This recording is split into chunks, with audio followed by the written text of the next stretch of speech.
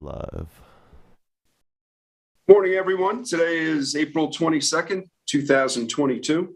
Welcome, everybody, to the East Hampton Village Board meeting. If we could stand for a Pledge of Allegiance, and then we'll get into the meeting. I pledge allegiance to the flag of the United States of America and to the republic for which it stands, one nation, under God, indivisible, with liberty and justice for all. Thank you, Chief. All right, June, if we could do a roll call. Sure. Mayor Jerry Larson, Here. Deputy Mayor Chris Minardi, I'm here. Trustee Arthur Graham, I'm here. Trustee Rose Brown, You're muted, Rose. Sorry. no, that's okay. You'd think I'd be in the swing of things by now. I'm here. Trustee Sandra Melendez. I think she's trying to log on right now, but and I'm here as well. Okay, thank you. And Village Attorney Vincent Messina. Present. Thank you. All right. So as soon as Sandra comes on, we'll acknowledge that she's here. And I have a few announcements, quite a few announcements I wanted to make. And let me start off by saying May 1st, which is Sunday, we have our first annual 5K run starting at Maine Beach. I think as last count, we have over 400 people signed up for this run. And all the money is going to benefit mental health awareness. So we're very excited about that. We are co-sponsor of the event with OMAC, which is the Old Montauk Athletic Club. And I specifically want to thank a couple of very important people who have done a lot of work to make this happen. And one is Dylan Cashin, and the other is Riley O'Donnell. And they have raised, I believe, over $10,000. Is that correct, Marcos, towards this event?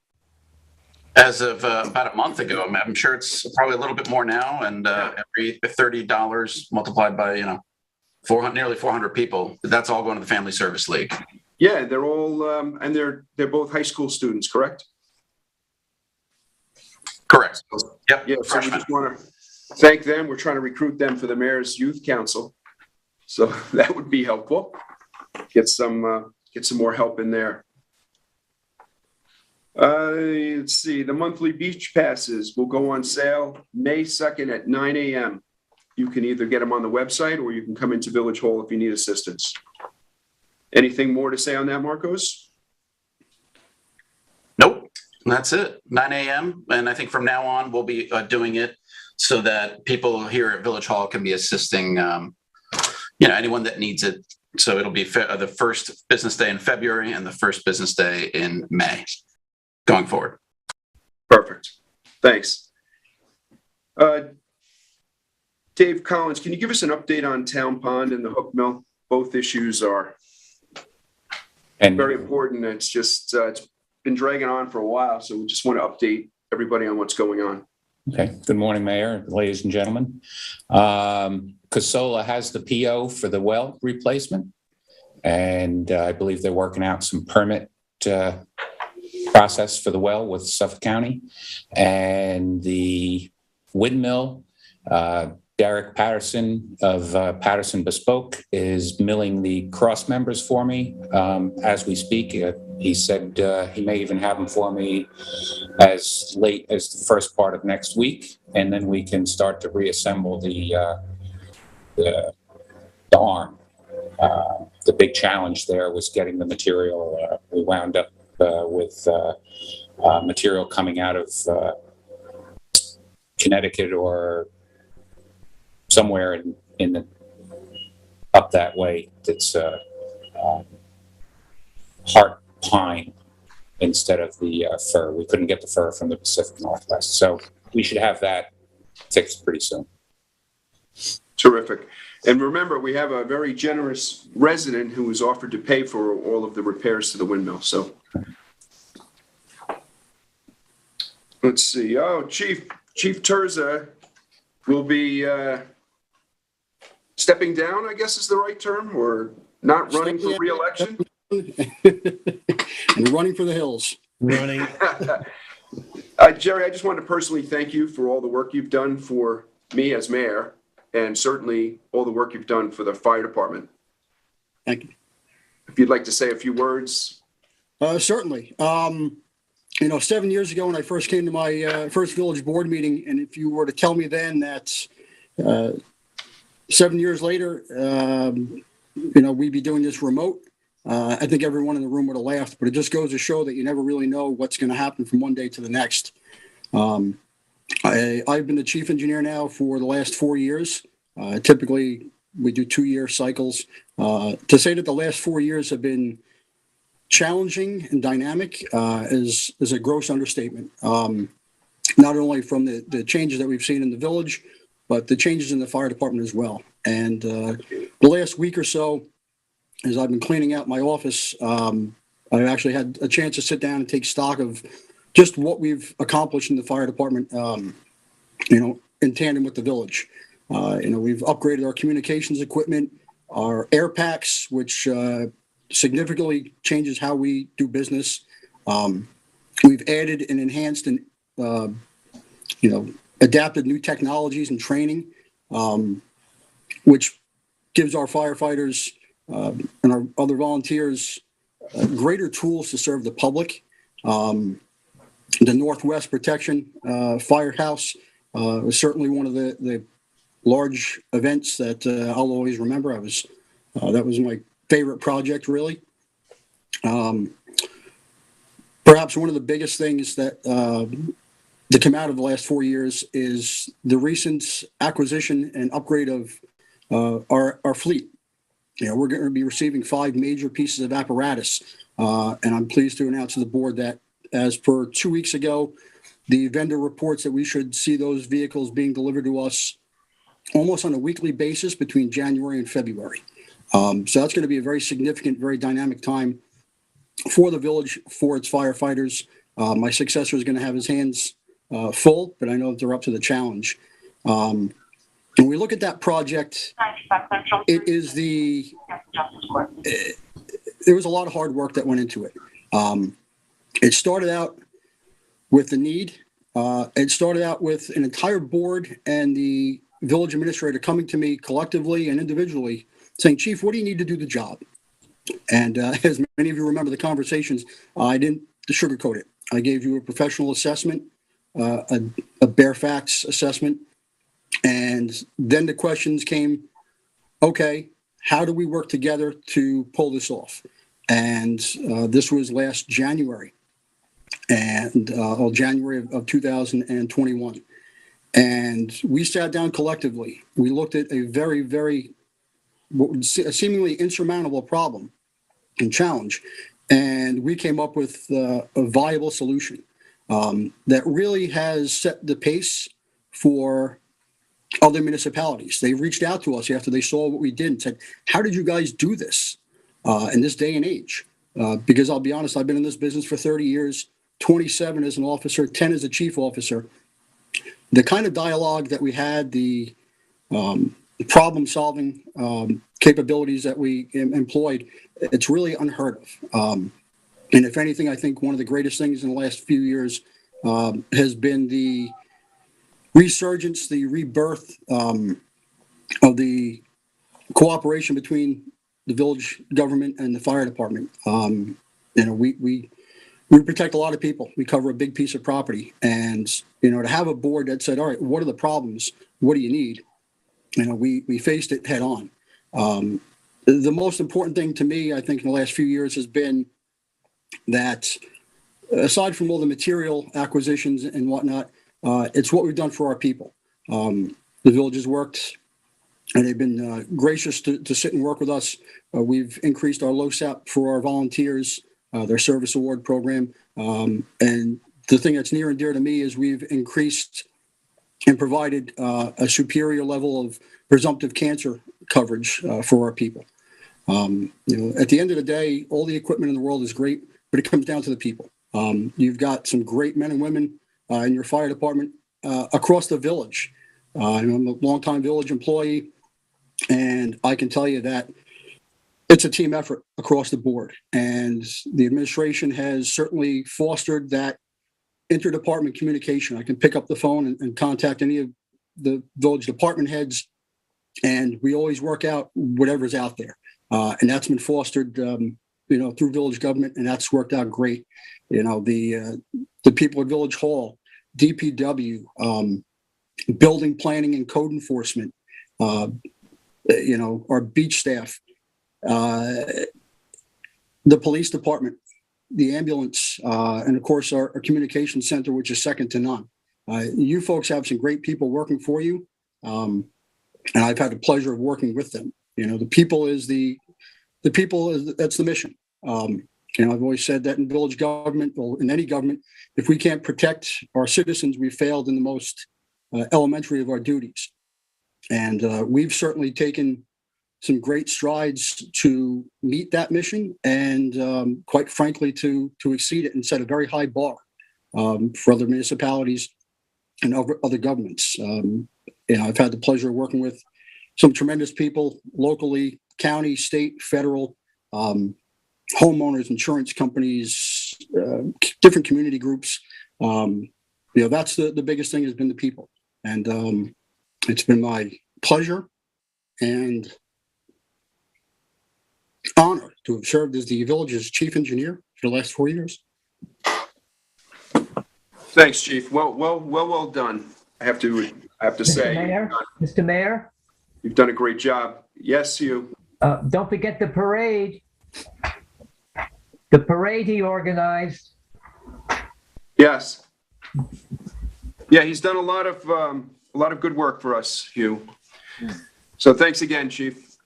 Yeah. Appreciate all you've done for us. And on that note about providing equipment, we're also, I know you're not in charge of the ambulance, but this board has been very good at providing not only fire equipment, but highway department equipment. We're going to be talking about taking a huge bond today, and it's going to help us finish the museum on North Main Street. It's going to give us some much needed equipment replacements that have been neglected for years and years. I think the fire department is a good example of how the past administration neglected to buy the correct equipment when it was needed. And now we're stuck with having to get this huge bond in order to get caught up with everything in this village. So, but this board's been, dedicated at fixing these problems, and I think we've done a good job of it. And we are going to also be implementing a paid EMT program starting June 1st. We're rolling that out, and that's going to go a long way to help our volunteer ambulance personnel. The ambulance has and always will do a great job. They are an aging group, and I mean that with no disrespect. What I'm trying to say is it's very difficult to recruit young people into the organization at this point, because first, we don't have a lot of young people, and second, a lot of the young people are working 2, and some people work 3 jobs in order to support themselves here. So this will go a long way to help the volunteers continue to provide that good service that they've always done. So again, we're going to be rolling that out June 1st. And, we did a similar program back in 2013 when we started with the paid paramedics, which again is a huge public safety factor that was very, very important, because at the time we weren't able to really find volunteers that had AEMT qualifications. So this is just the next step. And I'm sure one day a board here will be hiring full-time firemen at some point. So right now we're good on that in that respect. But again, Jerry, thank you so much for everything you've done for the village. And Thank Mr. you. Mayor, I'd like to stick an oar in the water here. As board liaison to the fire department, I would like to thank Chief Terza. He educated me as to what the fire department needs and what they want and how they work. And I think that probably made me a better partner for him. But he's done a fantastic job. I'd like to echo that as well, Tiger. Chief Terza, you've been a pleasure to work with. Outstanding service throughout the years. As you know, my term started in 2018. And as soon as I reached out to you, I feel like it's really been a collaborative effort to make sure that the fire department has all the equipment and apparatus that it needs to do the important job that they do. And I thank you for your leadership. My pleasure. Mr. Mayor, I'd just like to jump in and say a couple of words. Jerry Terza has been the chief of the fire department for the duration of the term that I've been here. And he is probably one of the most dedicated fire chiefs that I've encountered, certainly that I've worked with. Very knowledgeable and a busy guy, without a doubt. And always keeps people on their toes, which is always a big help. He's got a great sense of humor, which is a big help to him, fortunately. And he can dish it out and take it. But I'd like to thank Jerry for his time and tireless efforts, I must say, on behalf of the taxpayers and the Fire Service Organization. Thanks, Chief. Yeah, Mayor, I'd just like to say that just from this seat right here, I'd just like to thank Chief Terza. I told him privately, I'll say it publicly, he's the next guy's got big shoes to fill. And he's an excellent manager. And I think one of the best things that he does is when he takes everybody on that first day, on that ride along, to let you see just how awesome of a responsibility he has and we have. So thanks, Jerry. Yeah, Mayor, I just quick jump in. I work very closely with Chief Terza. And he's an unbelievable professional in everything he does. It's been an absolute joy to work with him.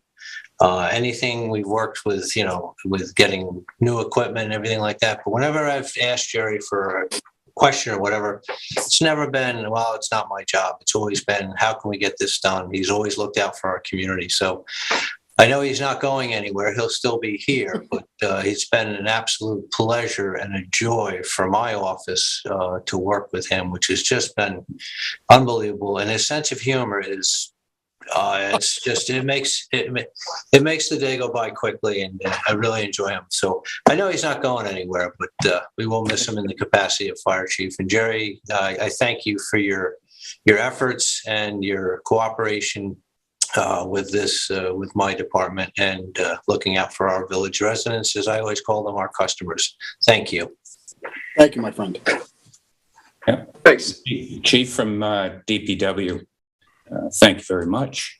And going to miss you at the staff meetings. Just put a smile on an early Monday morning. And cooperation between FD and DPW has been second to none. Top notch. Good luck. Thanks, Dave. Terrific. So for those of you who don't know, Chief Terza also his main job is actually a supervisor in our communication center. So that's why people are saying he's not going anywhere, but he's stepping down as fire chief. So thanks again, Jerry. Congratulations. All right, Hugh, are you ready? I am. You're on. Okay, disregard those questions that I emailed you about the beachers. We'll do that at another time, okay? Perfect. Okay, today's Earth Day, everyone. So remember, when you're running on Sunday or Saturday, clean up after you, okay? Let's not leave a mess. The Gardner Mill Cottage has an exhibit of plein air paintings, curated by Terry Wallace. That's still going on, so you should get down there to see that.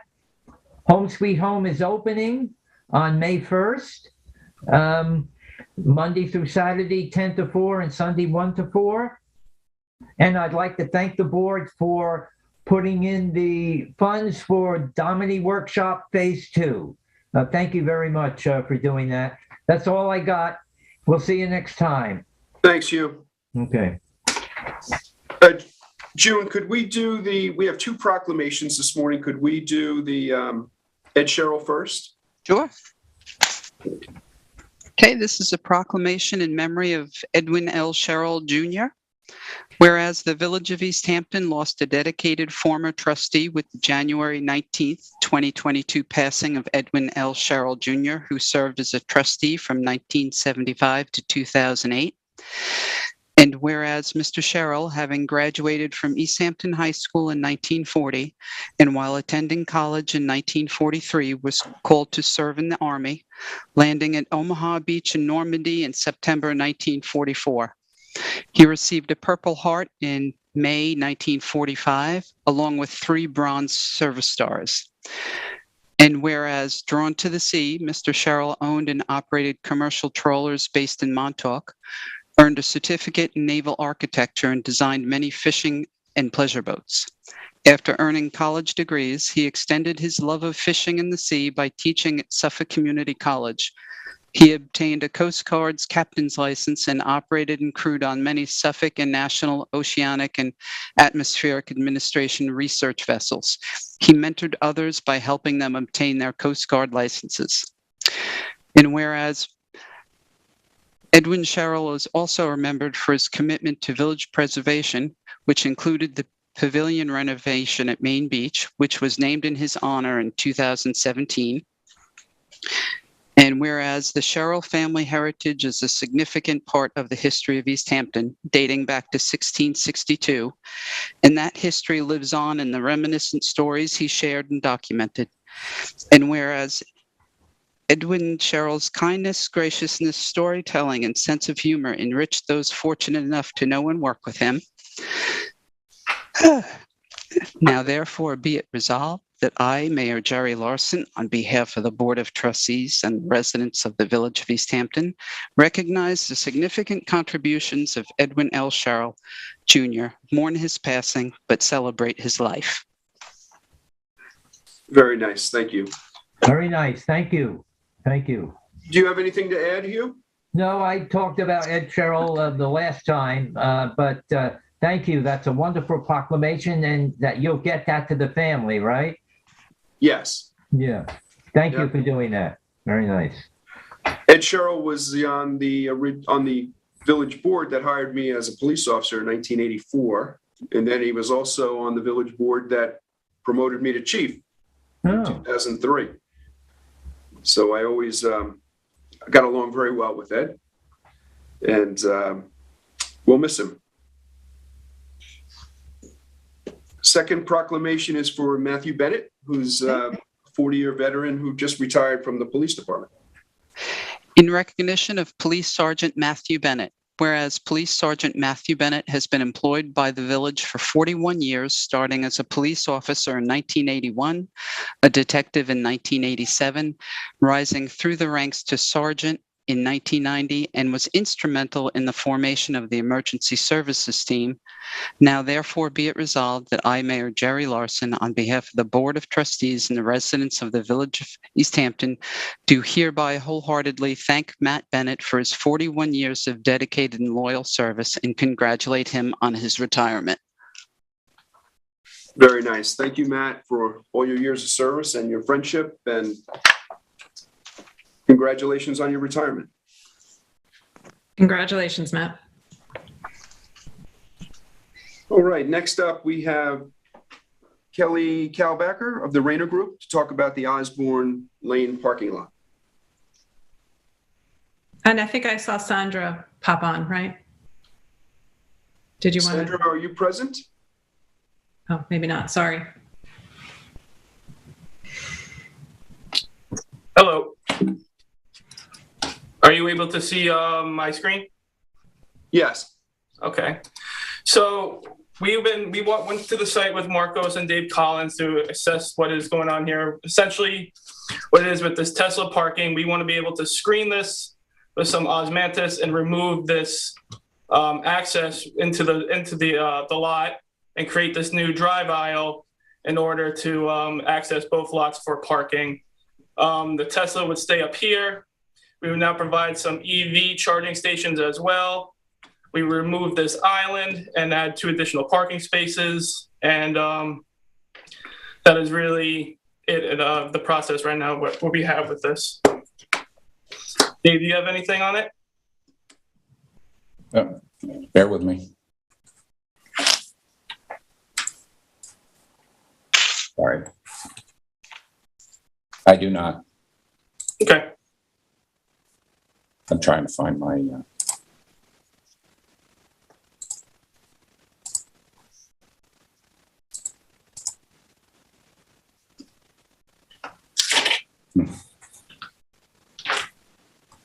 Anybody have any questions?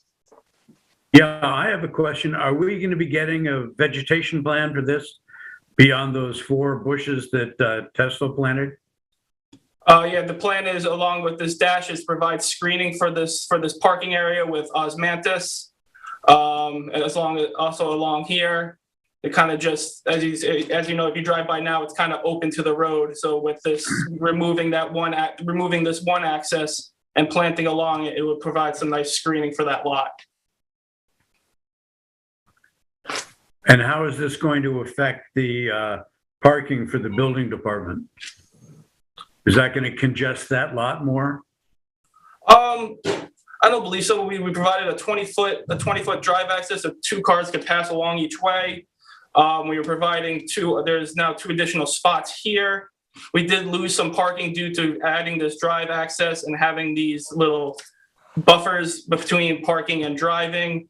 But also we will be removing this island so that vehicle access is a little bit easier into this lot as well. Right. Okay, has the planting plan gone through our DRB? I do not believe so. Are they going to get it? Yeah, we can provide that, yes. Thank you. DRB. Will the curb cut change, from the building department lot, we'll call it lot 2 here, on Osborne Lane? Will that get wider since there'll be more, cars just utilizing that as an ingress and egress? And speaking with Dave, it sounded like he did plan on widening that access. Dave, is that correct? That's correct. That's good to hear. And you'll be removing the island in lot 1 entirely or shifting it and making it smaller? Entirely. Islands in a parking lot just create maintenance issues as far as plowing and access to the lot in general. It's just a kind of a pointless thing. And the parking enforcement in this lot 1, is that going to be village enforced or Tesla enforced? Village. All right, Village. so the village will ticket people parked in a Tesla space if they're not charging? No, you can park in the Tesla spot if you, even if you're not charging. All right, so it'd be the standard, whatever the 2 hours. Yeah, whatever the time limit is. Okay. It might be a good idea to have signs that indicate that. It's a little misleading now. It looks like unless you have an electric, car, a Tesla, that you can't park in those spots, just so people know that although it does have that capacity for an electric car, a regular car could park there as well, just so that it gets utilized more. I'm fine with this site plan, but I agree with Tiger that it should go to the DRB as that's within their purview as far as screening and lighting and so forth. Any site plan review, actually.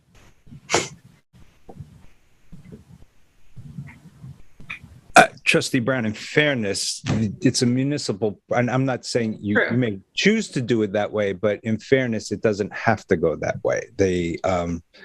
A municipal project is subject only to state code requirements, not local zoning. Again, it's just an option for the board, but I just want the record to be clear. That's all. Correct. And I understand that, but I just think it's a good idea not to usurp the regulatory board that we have in place. And if this had gone to the DRB maybe a couple of months prior, we wouldn't be in the situation of trying to mitigate some of the issue that we have with those charging stations and the lighting and the lack of screening. But I realize that as a municipality, we do not need their approval, but their input could be worthwhile. Sure, I'm not advocating one way or the other. So just to... No, I understand. Thanks. And are those chargers going to be illuminated? I know sometimes they are and sometimes they're not. Yeah, we'll talk to Tesla about that. And just to clear up, this plan was never not going to be completed, Rose. This was, Tesla gave us somewhat of a plan that they wanted to do. And I personally didn't think that was enough after seeing the Tesla, stations. So there's always been a plan to do something. We've just now memorialized it into an actual plan. But, this lot one, we'll call it, when this was created, as you know, because you were on the board when they created it, they spent $1.1 million to create this parking lot, and it's been very underutilized since its inception. And the neighbors who live on Osborne were very upset about the additional curb cut. And I know they wrote letters. I know they appeared in front of your board, and the board did not take their concerns into consideration. So this plan actually fixes the people who live on Osborne Lane's concerns, as well as the village residents who are driving by this and see the Tesla pumps, which are not attractive. But at the end of the day, my observations are that this lot is used. I drive by, there's almost a car daily that I see in there fueling up. And this is the way of the future. I mean, gas vehicles are going away and electric vehicles are coming. So to be in front of this is probably a smart idea. And this is a perfect lot. And the reason we chose this lot was because the idea of people, currently it takes about 30 minutes to recharge a vehicle. And the idea was that people could park here and it's close enough to town where they could walk into town, have a cup of coffee, have lunch while they're waiting, which again goes along with our whole idea of promoting business in the downtown. So I think it's actually a very smart idea. I think it's a good location. And I think what we're doing now to fix this overall lot looks very good. And I just want to clarify, I was not part of the purchase of this lot. That was before my term on this board. So that was incorrect. And I just wanted to make that clear. However, I was involved with, many aspects of trying to design this lot to make it more user-friendly for the public. And I do agree with you that electric cars, are the future. And of course, we want to support that in some way. But I am happy to see that there is going to be some screening for the residents because those charging stations, if illuminated, will give off a lot of light that could be a problem for the neighbors around this lot. And Mr. Mayor, who is paying for this? Are we getting money from Tesla? I think we're working on that. If I'm correct, Marcos, we're talking to them about that. Yeah, they've got contractual obligations in terms of screening. The problem, the biggest problem is that, Tesla got it done. They told us, I think it was going to be this spring, and they got it done in October. So we really, that's why it's kind of sat there until we were able to put plantings in.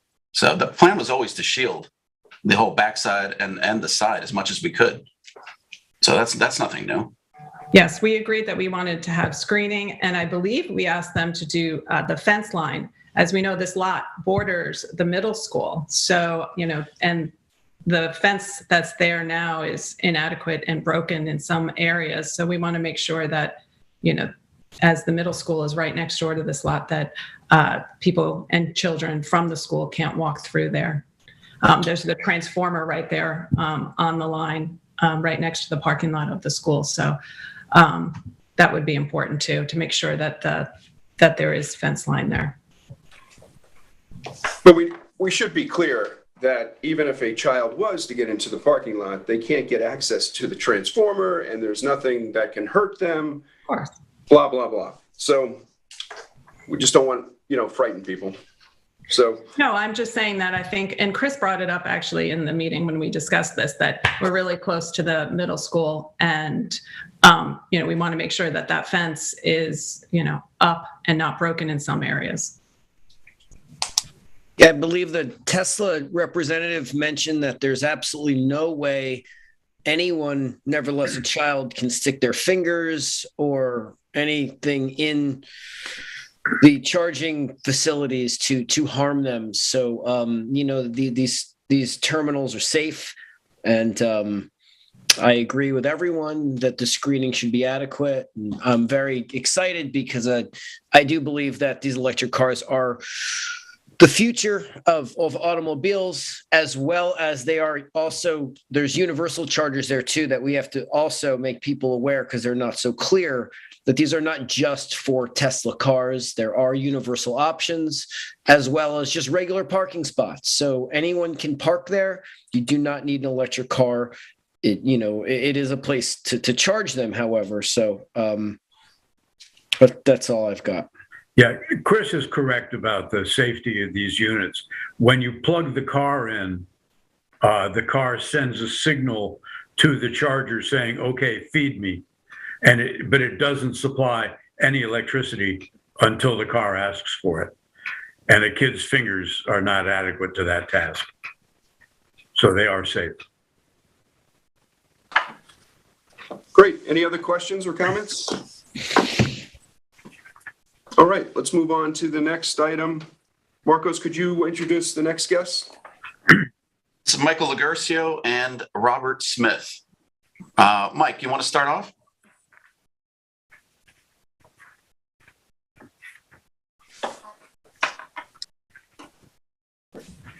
Hi, everybody. Michael Lagercio with Munistat Services.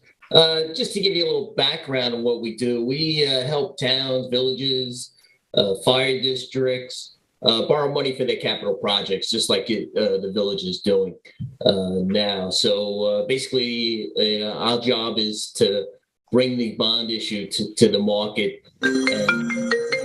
We don't purchase anything. We just help you sell the bonds to the open market. So that's basically what we do. So we've been with the village, we've been working with the village for the last 30 years. So we've had a great relationship with you through, of course, I haven't been there for 30 years, but the firm itself has been there for about 30 years. I've been working with the village for the last 15 years. So we're talking about the bond issue. Again, I think as the mayor pointed out, it's a fairly decent size bond issue for the village. It's basically 6.8 million.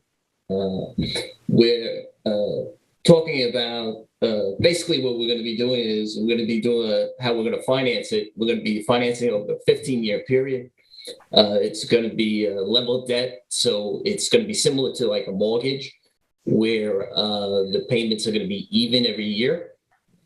One of the reasons why we're going with the 15-year is because basically the debt service is about $600,000, and it's going to start in 2024, and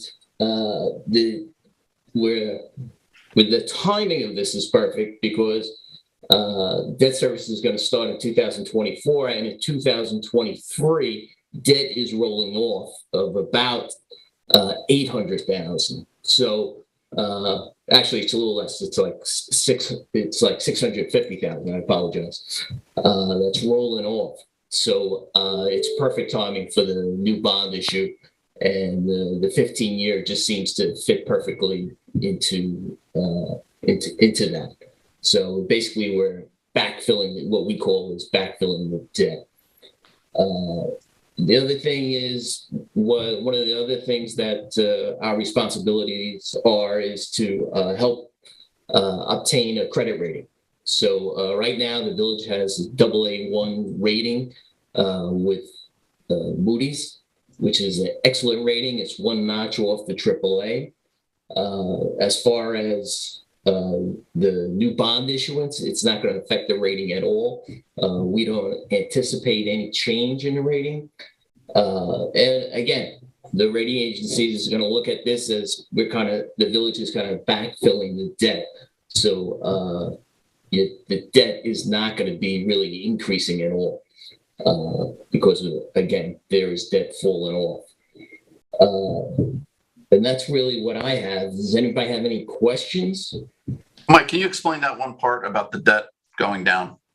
Yes. So I'm just looking at my sheet here. So basically, 2023, the debt service is about 900,000, and then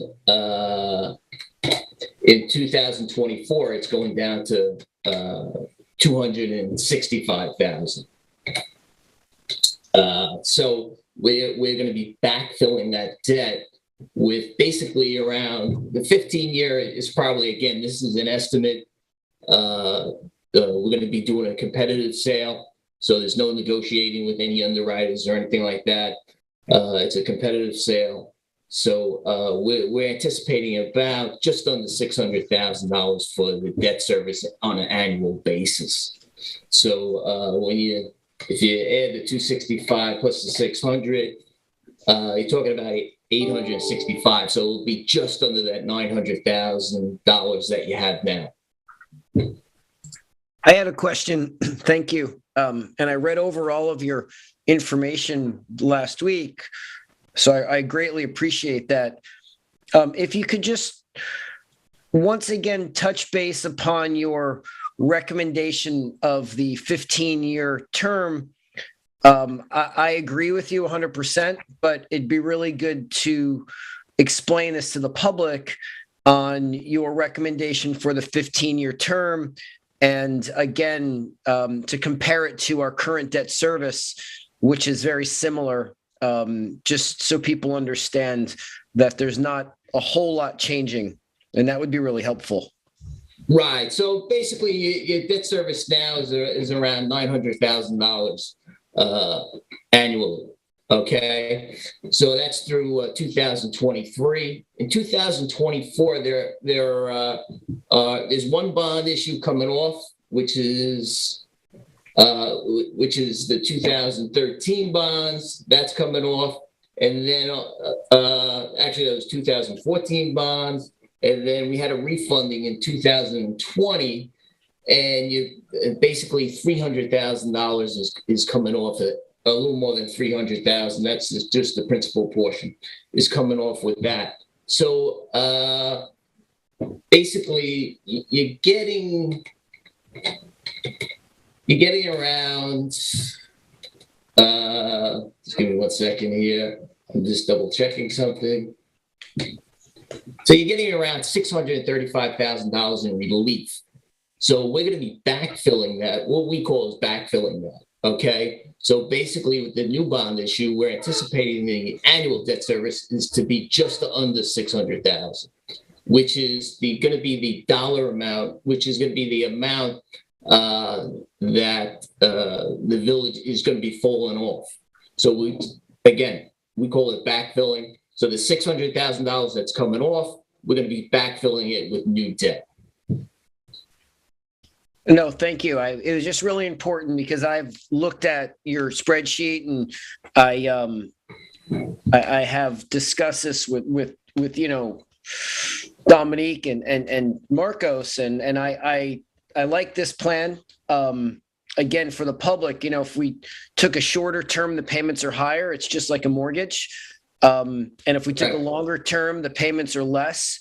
However, you pay a little bit more over time. And so this seemed like the plan that you recommend, and you do this for a living, and also the plan that our treasurer and administrator also fully support. So thank you for explaining that. And I appreciate all your hard work. No problem. Just one of the things that you got to realize too is that, like you were saying, right? The shorter the term, the less interest that you're going to be paying.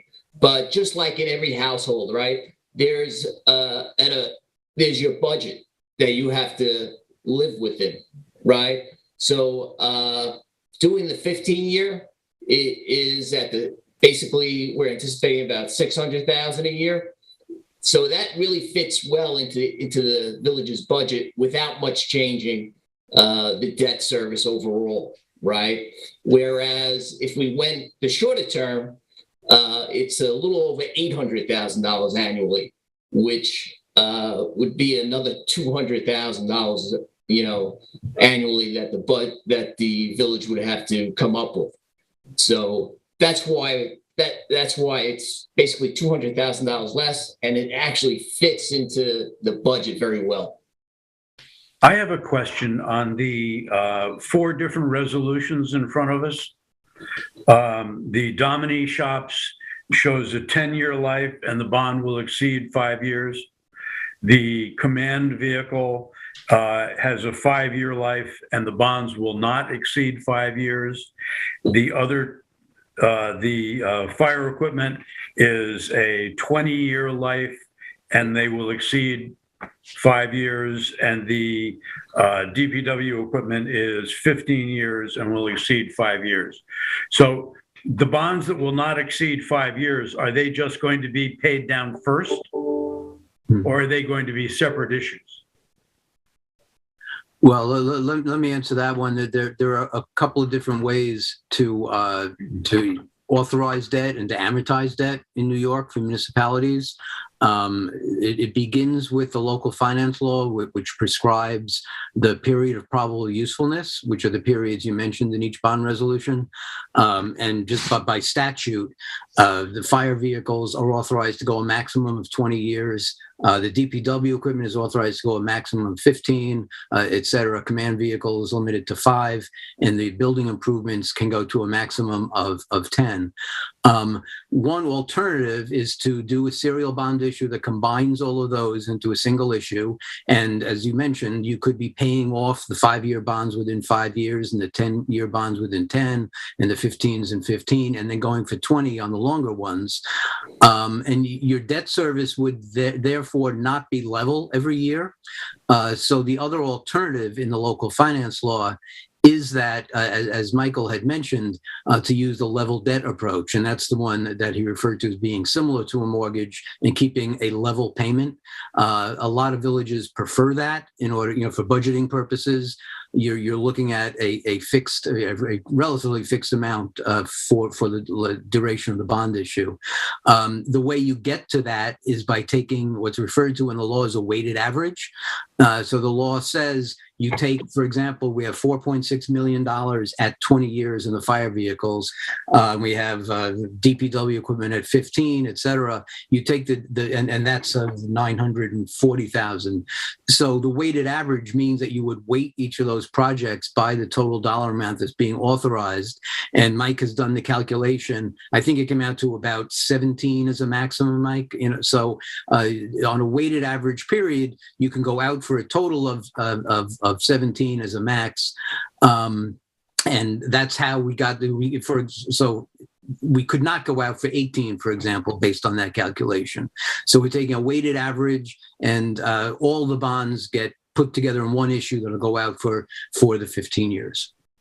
All right. And so how does that square with the resolution that the command vehicle bond will not be more than 5 years? It's a statutory requirement to state in the resolution whether or not the proposed period, the maximum period that's stated in the resolution is more or less than 5 years. So that we're required by statute to include that statement. And in a practical sense, I guess constructively, those bonds are not going out for more than 5 years because they are being included in that calculation that comes out to 17 with their weighted portion being only 5. So that's it's just it is a statute requires that we state that in the bond resolution. Okay. So it's just going to be one bond.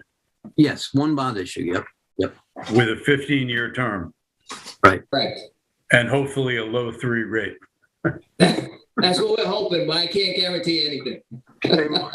Again, we do it on a competitive basis, so it's whatever the market determines at that on that date that we sell it.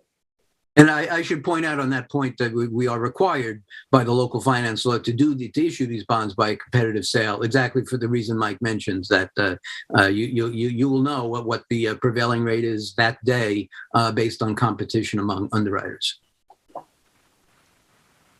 Mike, if you could just, I know you answered my question, but if you could just let the board know and the public know about the village's credit rating and how this taking of this bond will not affect that.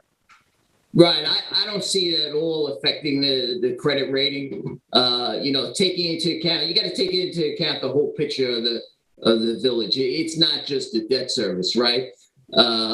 Considering the village's assessed valuation, looking at the audits and your financial picture, right, every year. One of the things that Moody's, all the rating agencies like to see is having a trend, and basically, the village has a positive trend, surpluses each year over the last 5 years anyway. So the village's financial position is very good. And in this situation where basically, again, the word I'm using is backfilling the debt. So we're taking debts coming off and we're just replacing that debt. So I don't see any pressure at all on the rating. Great. That's terrific. And I'd just like to thank Dominique and Marcos for all their hard work on this, and Bob and Mike as well. But in-house, Dominique and Marcos, I know, worked on this for a while. So thanks to both of you. Yeah, I have one more question on this, and this is probably more for Marcos and Dominique. Since we're going to be roughly running the same level of debt service that we are now, as this other bond rolls off in 23 and these fill in 24. So our debt service level is going to be roughly flat. That's correct, Marcos? Yeah, Dominique, you printed out, I think, Tiger, I can get you. I think it goes down, actually. Yes, it does go down a little bit. Slightly lower. Okay. 3,000 less or something. And the only other question I have is that many are forecasting a recession in the economy, which could very well hurt the tourist economy, which we somewhat rely upon. And have we done a pro forma to see how that might happen? The last thing in the world we want to do in a recessionary environment would be to have a tax increase. Correct. And that's, Tiger, that's one of the reasons why we went with the 15-year. We want it to be manageable over time, and just in case there was that recession. I mean, we can't properly, the budget itself is just an estimate from year to year. So we couldn't really, we can't foresee. I mean, I'm sure beach stickers will get affected, that type of pricing, but, we wanted something that was very, very manageable. And do we have anything that if we get squeezed that we can cut? I'm not asking you for what it is, but are there places where we can conserve if indeed we do run into decreased revenues? Yes, if I don't go into it. We're also being very conservative as far as estimating the revenues. So we always try to do that because we don't know what's going to happen. I mean, we could have a bad hurricane and everything could be affected. So we really are trying to be very conservative when we put the budget together. Correct. Dominique's right. I mean, a good example is, for example, the monthly passes. We don't estimate 100% sellout of the monthlies. We don't. There's a lot of stuff that we know is going to happen that we don't bank on for that purpose. If I could just chime in here too, we do get a large chunk of money from the Fire Protection District to support East Hampton Town as a whole, as a fire district and ambulance. We have a responsibility to buy these fire trucks and these ambulances and these this infrastructure investment to DPW, which is long overdue.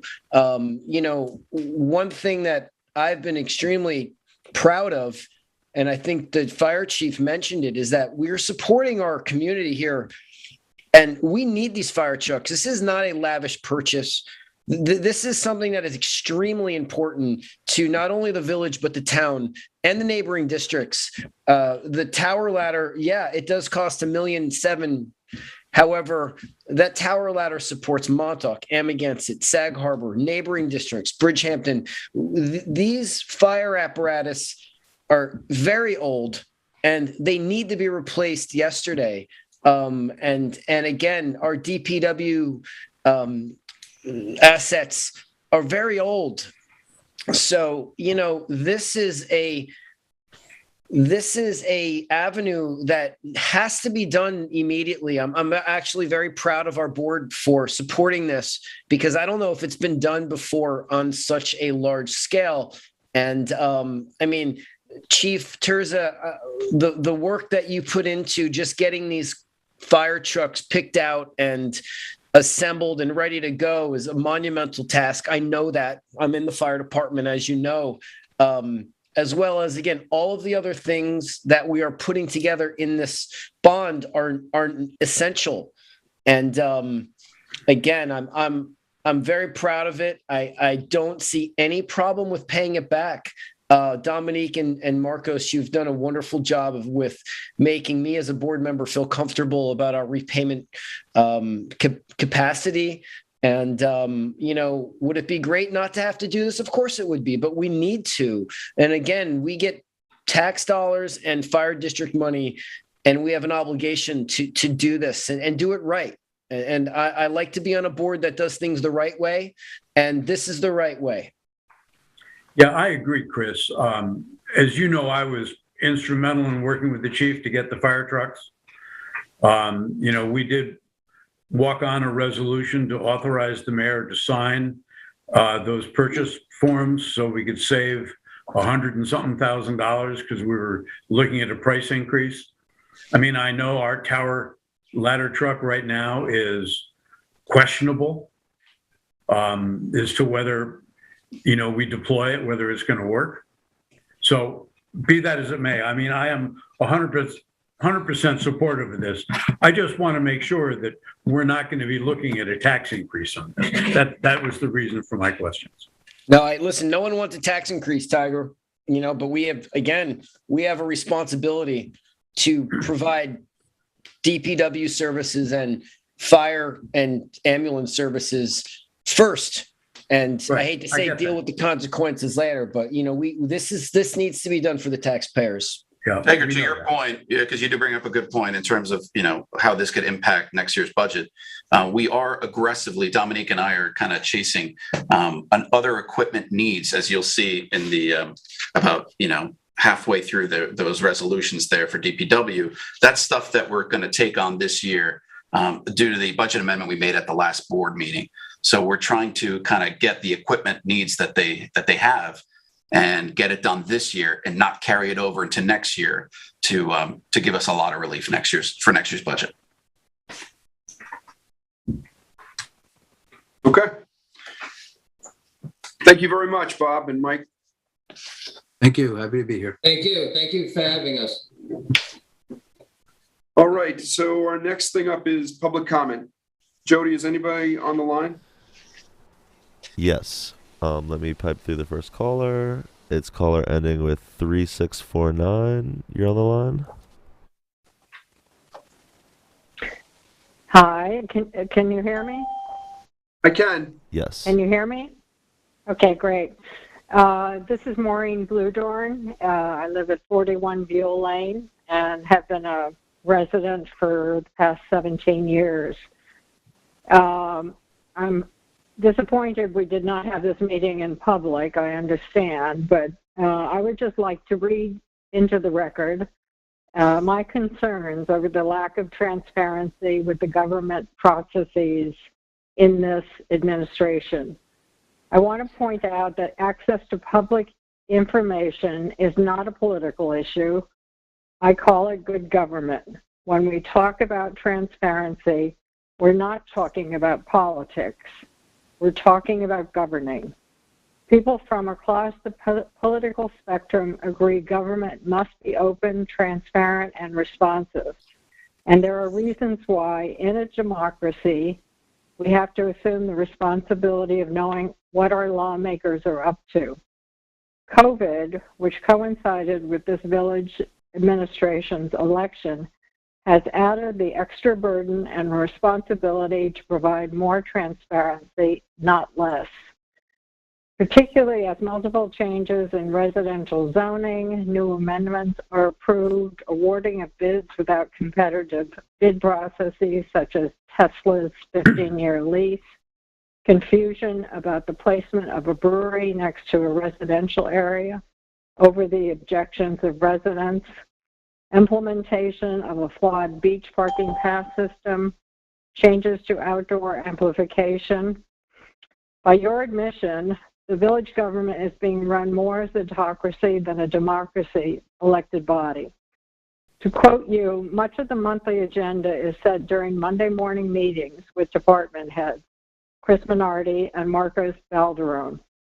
You quote, Mr. Larson, it is the only way to get everyone on the same page, because if you don't know what I'm thinking about or what I want, how can you get things done? The rest of the elected officials seem not to be included in this process. Complaints about not receiving access to agendas, research materials, making it impossible to cast informed decisions on proposals. Even you admitted they had legitimate gripes. There's no updated comprehensive plan, and the previous plan, which spelled out how the residents of this village wanted to live and to not be another Sag Harbor, South Hampton, or Montauk, has been discarded with no essential guidance from residents. How can you approve also an amendment to allow alcohol to be sold at Maine Concession without a public meeting? These statistics on alcohol abuse, drunken driving, DWI in this village alone with accidental deaths are alarming. This needs to be an open discussion with closer examination. Not, if it doesn't work out, we can change it, which is fast becoming the legislative mantra of this administration. On a final note, the people elected you to represent us, the residents of the village. We pay your salaries, you spend our money, make no mistake, you work for us. You do not have an automatic right to hide your work or communications from us. Thank you. Thank you, Maureen. Any other callers, Jody? Hi, this is Jason Nauer over here. We have a few other callers, and we also will, if the mayor and the board require, we have a timer to throw up. A what? A public comment timer as well. We have this as well in case we want to keep time for 3 minutes or for however you wish. How many callers do you have? We have 1, 2, 3. No, we have let's see, 3. Yeah, all right. Let's just go. All right, cool. Unmuting next caller. Oh, hi. I think that's me. Yeah. Yes, you are on the air. All right. Thanks so much. Thank you. Thank you. This is Reiko Gomez, and I'm calling from Amagansett. And appreciate the chance to give my comments. I wanted to speak specifically to the conversation around picnic tables outside of the Hampton Chutney Company's new location in East Hampton. I want to speak for having the picnic tables there. I've heard that there's some back and forth about it, but I've just found it's delightful to have some fresh energy on that end of Newtown Lane, and I feel what they're doing is great for the community. You know, Amagansett has a square, and that's always been kind of a public gathering space. And I felt in East Hampton, it'd be wonderful to have a similar thing, but it just kind of doesn't exist. Understandably, there's not a space like that.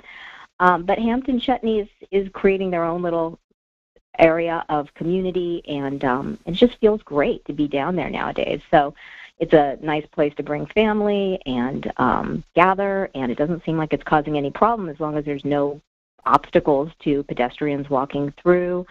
It's a mom and pop business, not serving alcohol, and it's just a good space. And so I appreciate all that they're trying to do to infuse some new life down on that end of the village. And so I just wanted to voice my opinion, and thanks so much for letting me comment. Thank you very much for calling. Thank you. So the next caller, ending with 7526, you're on the line.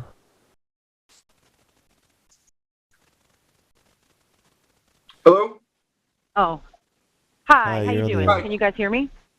Yeah, we can hear you. My name's Karen Teller. Hi, and I live in the Springs. I'm also calling to just voice my opinion on the Hampton Chutney situation. I'm a frequent flyer there. I've been going there for 20 years. And when they moved to East Hampton, my family and I were so bummed out because that's the destination for us. And I also agree with what the woman before who was speaking, I don't remember your name, I'm so sorry.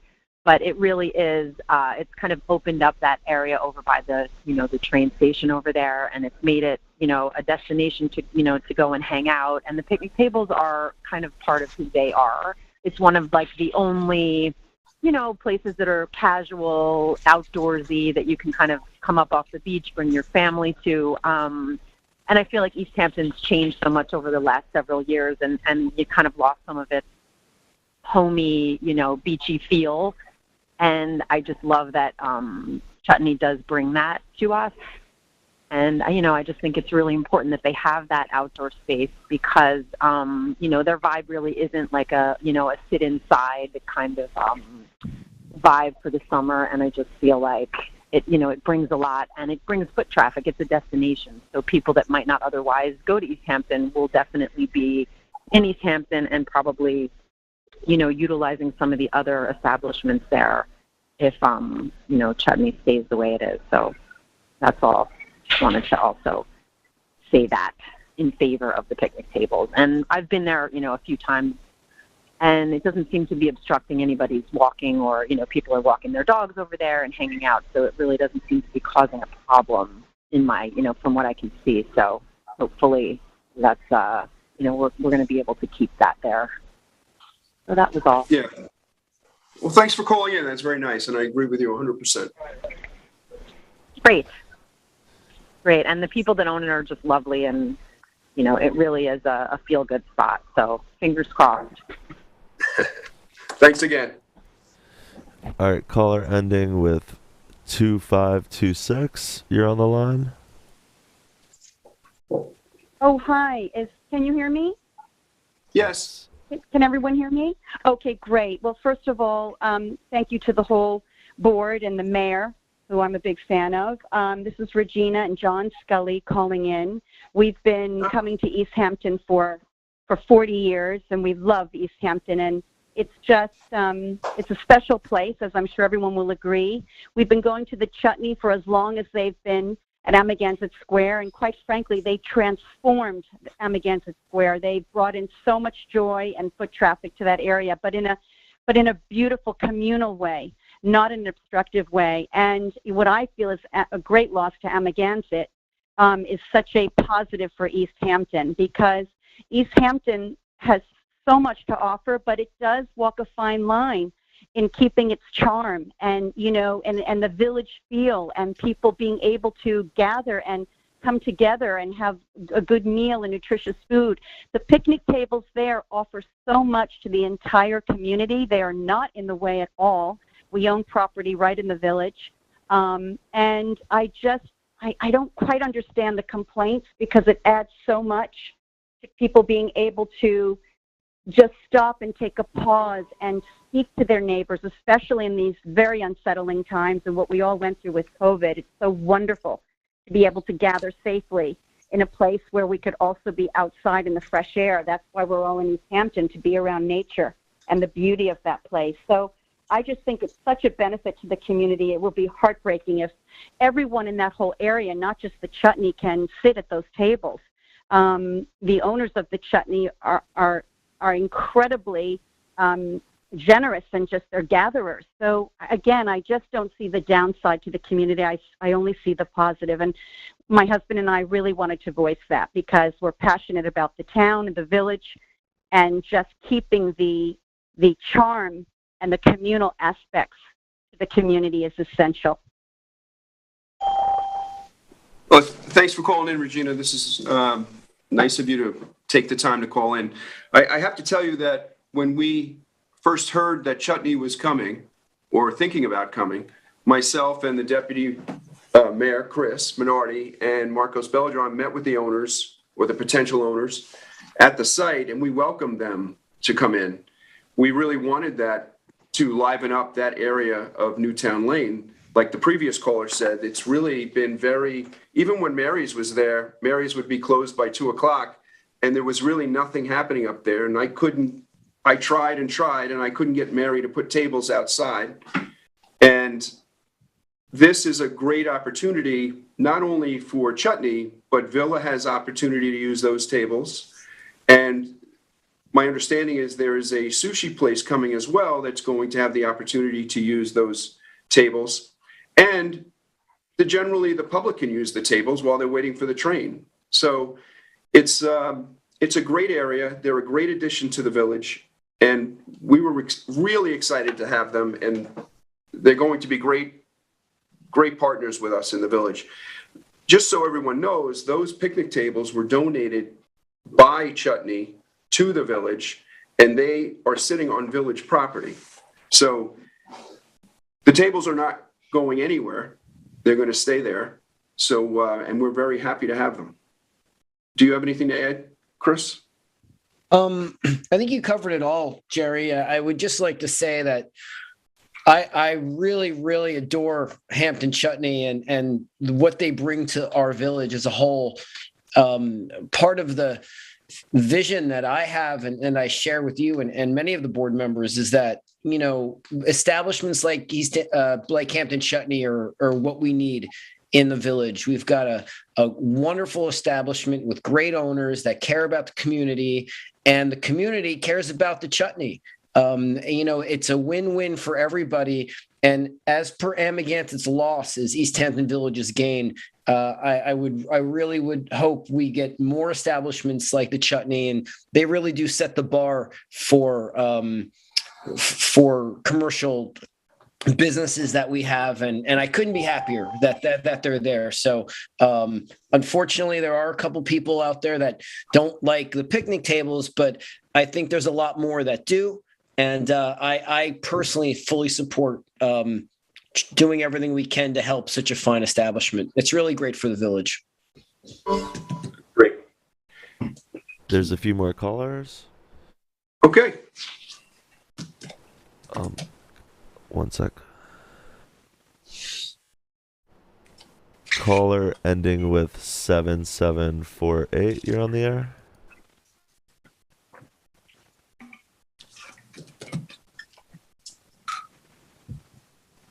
Caller ending 7748. You're on the line. Is that me? Yes. Oh, I didn't recognize the 7748. This is Steve Long, the Executive Director of the East Hampton Historical Society. I just wanted to take a moment and just express my gratitude to the board for their voting on the issuance of bonds, especially to pay for the improvements to the Domini shops. We're excited to partner with the village to interpret and present the Domini shops to the public. I can tell you there's been huge interest in this project, and being able to move forward with the improvements so that we can open the site to the community as soon as possible is just amazing. And so thank you to the board for taking this step to vote, and I'm on behalf of the Historical Society, we are very grateful. Thanks, Steve. Thanks for calling in. Caller ending with 3462. You're on the air. Hi, good afternoon. I said good morning, but you guys were running a little late. I want to thank you for the opportunity. My name is David Gans. I'm a village resident. Hopefully the board will indulge me as I may exceed my allotted 2 minutes. As at the last board meeting, the mayor extended time for Susan Seecamp. I'm just asking for a similar courtesy. Promise will not exceed Susan's 10 minutes. I may be 4 minutes. The first issue I'd like to start with is one of the more emotional issues being played out on social media, as evidenced by the previous callers. Hampton Chutney's 8 50 tables, 16 benches, feeding 64 people. There's no question Hampton Chutney has the village. The food and people who work there are great. The mayor has indicated the village owns the furniture, while it may be true, I've been unable to locate any resolution to that effect. Regardless of who owns them, Are you on speakerphone? David. Tables and benches. David. We can't hear you. Yes, David. they know. The village code has. Jody. Some here, Mr. Larson. End the call. Yeah, we can. Yeah. And Maybe he'll call back. We have one more caller. Oh no, they just signed off. That's all the public comment. All right, if he comes back on, will you let me know, and then we'll bring him back on. But I'm not going to listen to that. Okay. Again, he's probably listening on TV. If we can just make it a point that we couldn't hear him, and it was very distorted, and that's it. You can't make the seat. He is back. In other words, total seating inside and out. David. David. By the way, Golden Period needs to go through the application. All right, just end the call, Jody. All right. Let's move on to motions and resolutions, June. Sure. Number 1, approve claim vouchers for the month of March. So move. Second. All in favor? Aye. Approve warrants as, I'm sorry. That's okay. Approve warrants as listed. General Fund number 44, number 46, number 47, guarantees number 43, and LoSAP number 45. So moved. Second. All in favor? Aye. Passed and carried. Approve budget transfer schedule number 7, reference number 7, dated April 19th, 2022. So move. Second. All in favor? Aye. Aye. Passed and carried. Approve departmental reports. So move. Second. Second. All in favor? Aye. Passed and carried. Approve minutes for January 21st, 2022 meeting. So So moved. move. Second. All in favor? Aye. Passed and carried. Resolution number 50 of 2022 employed Jonda Stillwell at $20 an hour and Francis Hanford at $18 an hour as 2022 seasonal tour guides at both Home Sweet Home and the Mills, effective immediately. Motion to approve. Second. All in favor? Aye. Aye. Passed and carried. Resolution number 51 of 2022, accept the resignation of Andrew Edwards effective April 9th, 2022, and approve the $13,487.66 payout for accumulated time as per April 15th memo. So move. Second. All in favor? Aye. Aye. Passed and carried. I just take a second, June, just to thank Andrew for all his service to the village. He was here for 17 years. He did a great job for us, and I wish him the best in his new career. Resolution number 52 of 2022, deem as surplus and approve the disposal of one obsolete voice processor dictaphone, tag number 1284. So move. Second. All in favor? Aye. Passed and carried.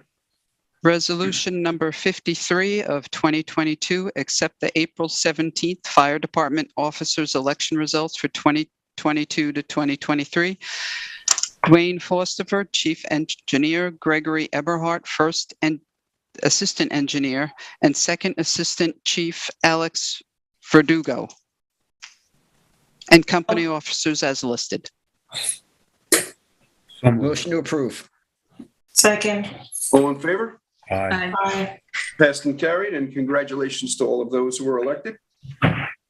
Resolution number 54 of 2022 approves status change for Fire Department member Brennan Rack has been dropped from the rolls and effective March 1st, 2022. So moved. Second. All in favor? Aye. Passed and carried. Resolution number 55 of 2022 approve the purchase of the equipment listed as requested by DPW Superintendent David Collins as per his March 30th and April 5th memos. Motion to approve. Second. All in favor? Aye. Passed and carried. Resolution number 56 of 2022 approve the purchase of the following equipment as requested by David J. Cox of the Central Garage, and that's as per his March 25th memo and April 4th memo. So move. Second. Second. All in favor? Aye. Aye. Passed and carried. Resolution number 57-2022 approve the purchase of the listed fire trucks through Firematic, and that would be off the HGAC Cooperative Purchasing Program, contract FS 1219 at a total of $4,504,509.01. So moved. Second. All in favor? Aye. Aye. Passed and carried. Resolution number 58 of 2022 employ Ivan Jacome as full-time custodian 1 effective May 1st, 2022 at a base annual salary of $45,000. So move. Second. Second. All in favor? Aye. Aye. Passed and carried. Resolution number 59 of 2022 authorize Marcos Belladron as signatory on all official documents for the village. Before we vote on this, can I ask why we're doing that? Isn't the mayor and his absence, the deputy mayor, the appropriate signatories for the village business? Yeah, Tiger, Vinny, can you jump in? Because this is your item, right? Yeah, sure. So in the past, what you've done, Trustee Graham, or what the village has done, or at least in the prior administration, was there were certain things being signed by the prior administrator, and there was never any authorization for that. Now, it is the practice, certainly since I've been here, that the mayor and in his absence, the deputy mayor do sign for the village. But in the instance where neither of those individuals are available and something needs to be done in an emergency, we should have a backup, and that would be Mr. Balladron.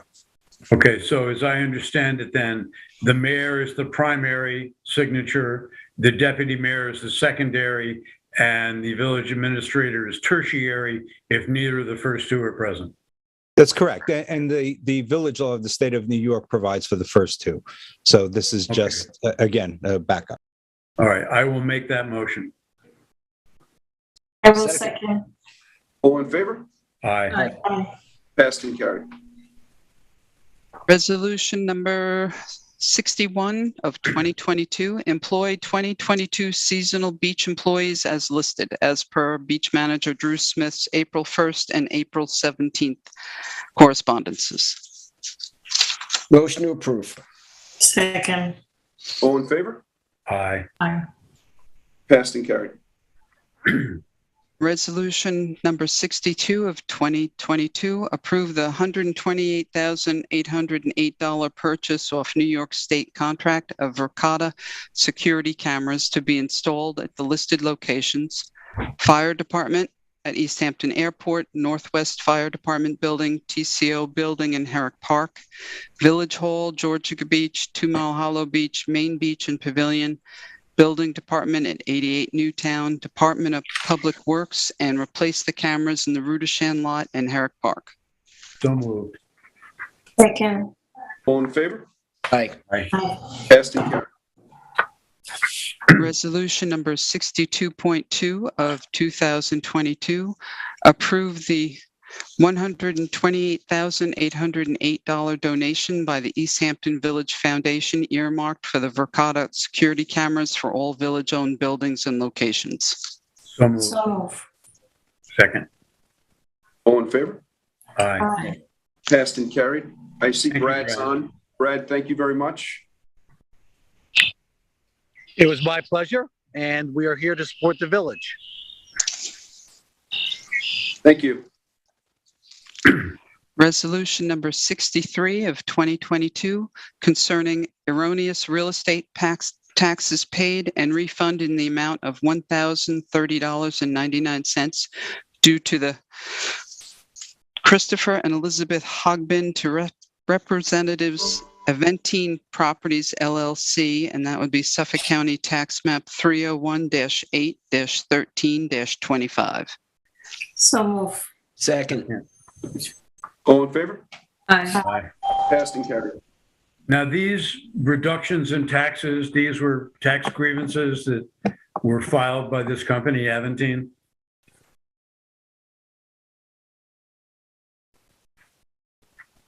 Sorry, Tiger. No, those were our errors. Oh, okay.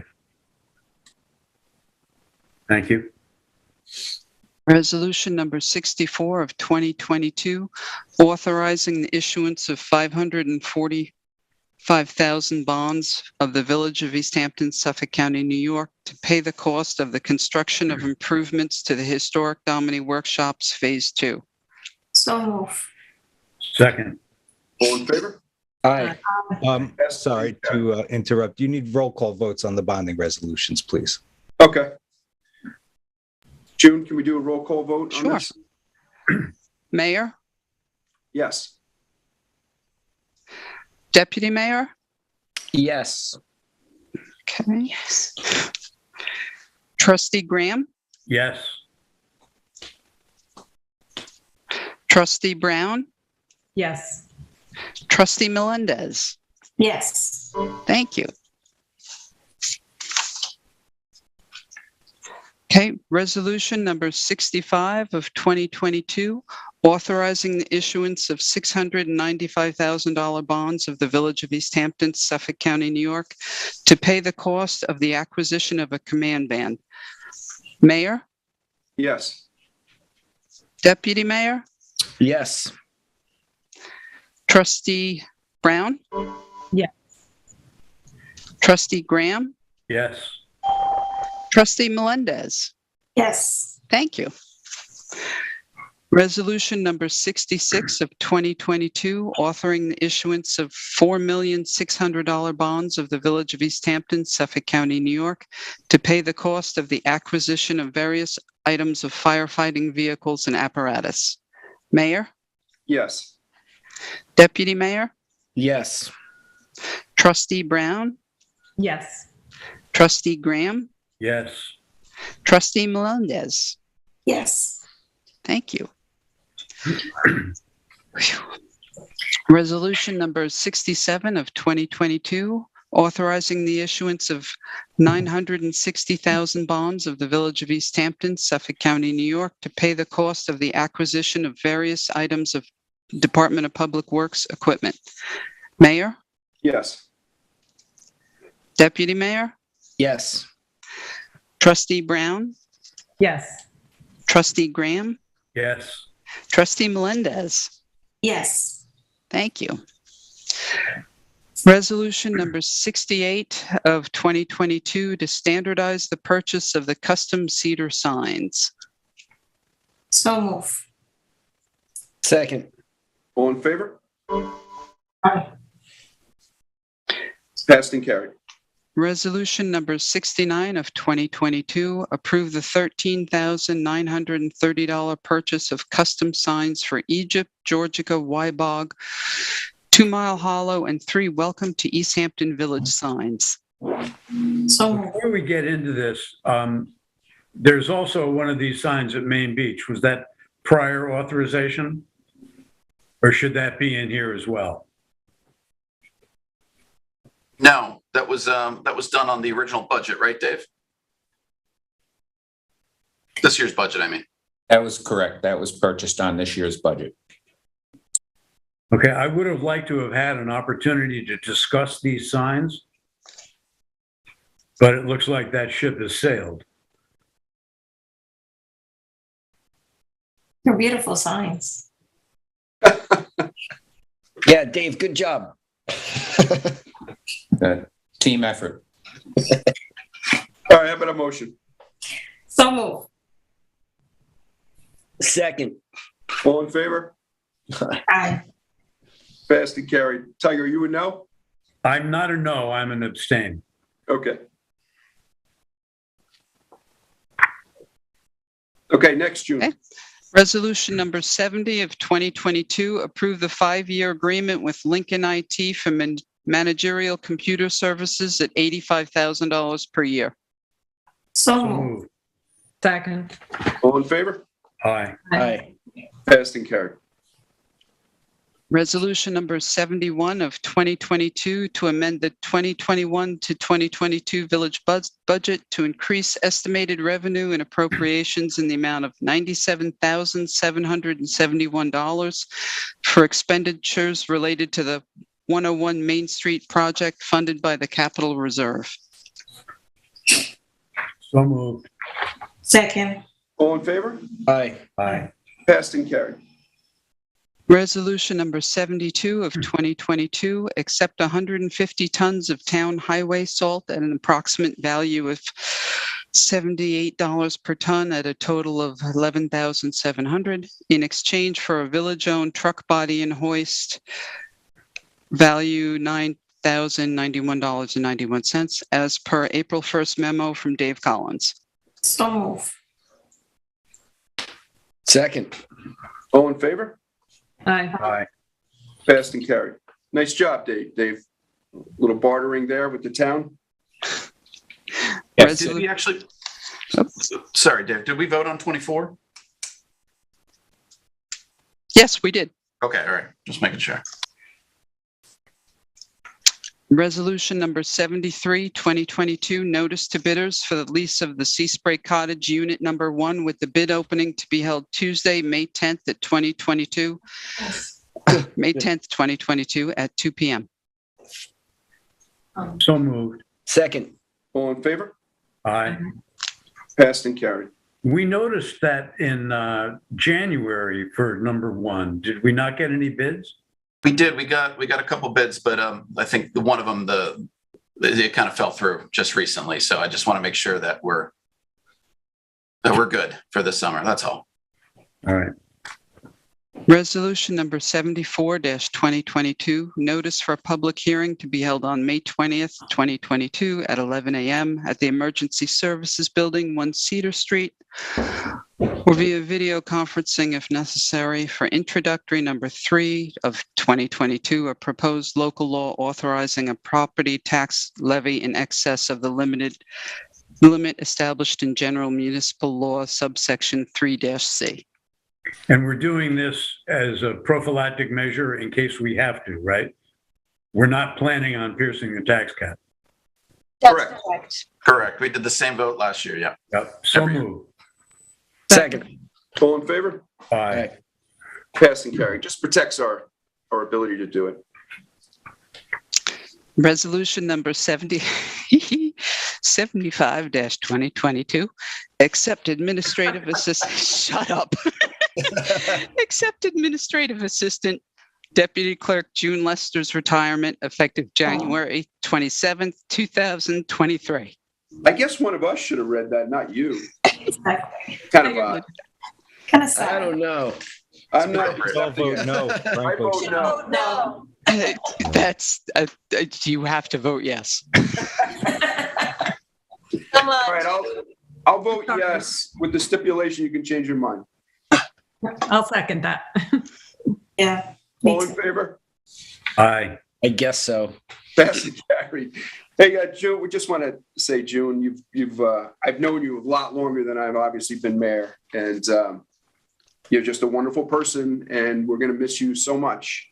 Wow. So Again, you have the ability to pull this back at any time. Right. Thanks. We're all going to miss her, but we got to give the girl her space. Thank you.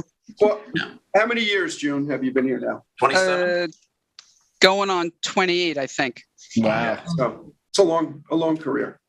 This is my personal nightmare scenario, Mr. Mayor, as you know. June knows. Ooh, guilt. I think Vinny told her he was resigning as well if she's not going to be here. I did say that, Mr. Mayor. June goes, I go. Yeah, wow. June does so much for the mayor and I. You know, it's one of those roles that people don't know that she has. She's the secretary to the mayor and the village administrator, you know. And well, she's also the deputy clerk. So, I mean, it's funny. Marcos and I were sitting down the other day after she made this announcement. We're like, all right, well, let's see what duties June has. And I think we're still adding them up. So I think we're diligently taking note. Yeah, we're going to need like 3 people to replace June. So it's the truth. It's to fill. That's for sure. Plus the smile. You know, she's always happy to see you. That's right. As her name suggests, she's got a very sunny disposition. I should have known my name would play in. You got the tissues, June? One addendum.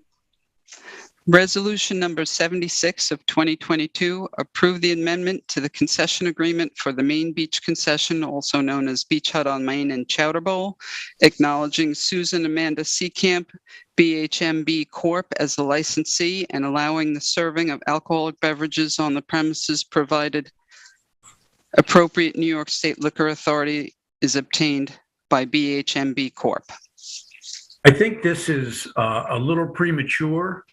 We have not discussed. I mean, I think we're all in agreement that, you know, trying to find a way to do this was something that we wanted to do. But I think that to have them change the name from Susan and Amanda Seacamp to BHMB Corp., which would then give them liability shield if anything were to happen, where we don't get a liability shield. We also have village code in place that you cannot drink at Maine Beach during lifeguarding hours. So even if we pass this, they would not be able to do it. I think we need to do this all of one parcel with a public hearing to amend the code where the public can weigh in.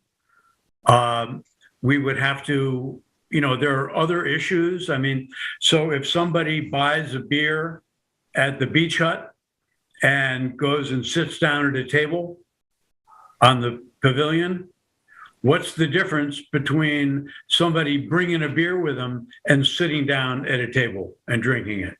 They're both, not permitted by law at this point. Well, and I think there's a lot of details that need to be worked out on this before we vote on anything. Well, the details have already been worked out by our department heads. So I'll let the chief, Chief Tracy, talk about what he has worked out. You were going to let us know this was all worked out when, Mayor? I'm letting you know right now. And we discussed all this, and you were in favor of this, Tiger. I am not against having the Seacamps being able to serve beer and wine at the beach, but there are a lot of things that need to be worked out first. And our job as a board is to authorize or not authorize, and let our department heads take the appropriate actions that need to be taken. And if a law needs to be changed, we will do it before the summer. But all that can be looked at after the board makes a decision whether we want alcohol to be served up there or not. And I don't see the issue with, like I said, I'll let the chief speak to these issues, but after we had our meeting and everybody on this board seemed to be in favor of this. In principle, we are. The chief went to work on this with our village administrator, with our beach manager, with Susan Seacamp, and I'll let them speak to you today before we make a vote. It would have been nice if we had this whole discussion at a work session. Well, once again, Tiger, and a lot of these things, if you have concerns, you can actually reach out to the department heads and discuss this all before a board meeting, where we don't have to have all of this back and forth and all of this grandstanding before an election. It's not necessary. It's hardly grandstanding, Jerry. It's making sure the I's are dotted and the T's are crossed. But you have an entire month between board meetings that you could have explored all of these options already. You could have already talked to all the department heads. And instead, you sit back and you pretend like nothing goes on for an entire month. And then you try to put everything on me like you're the victim. You don't have any information. It's nonsense, Tiger.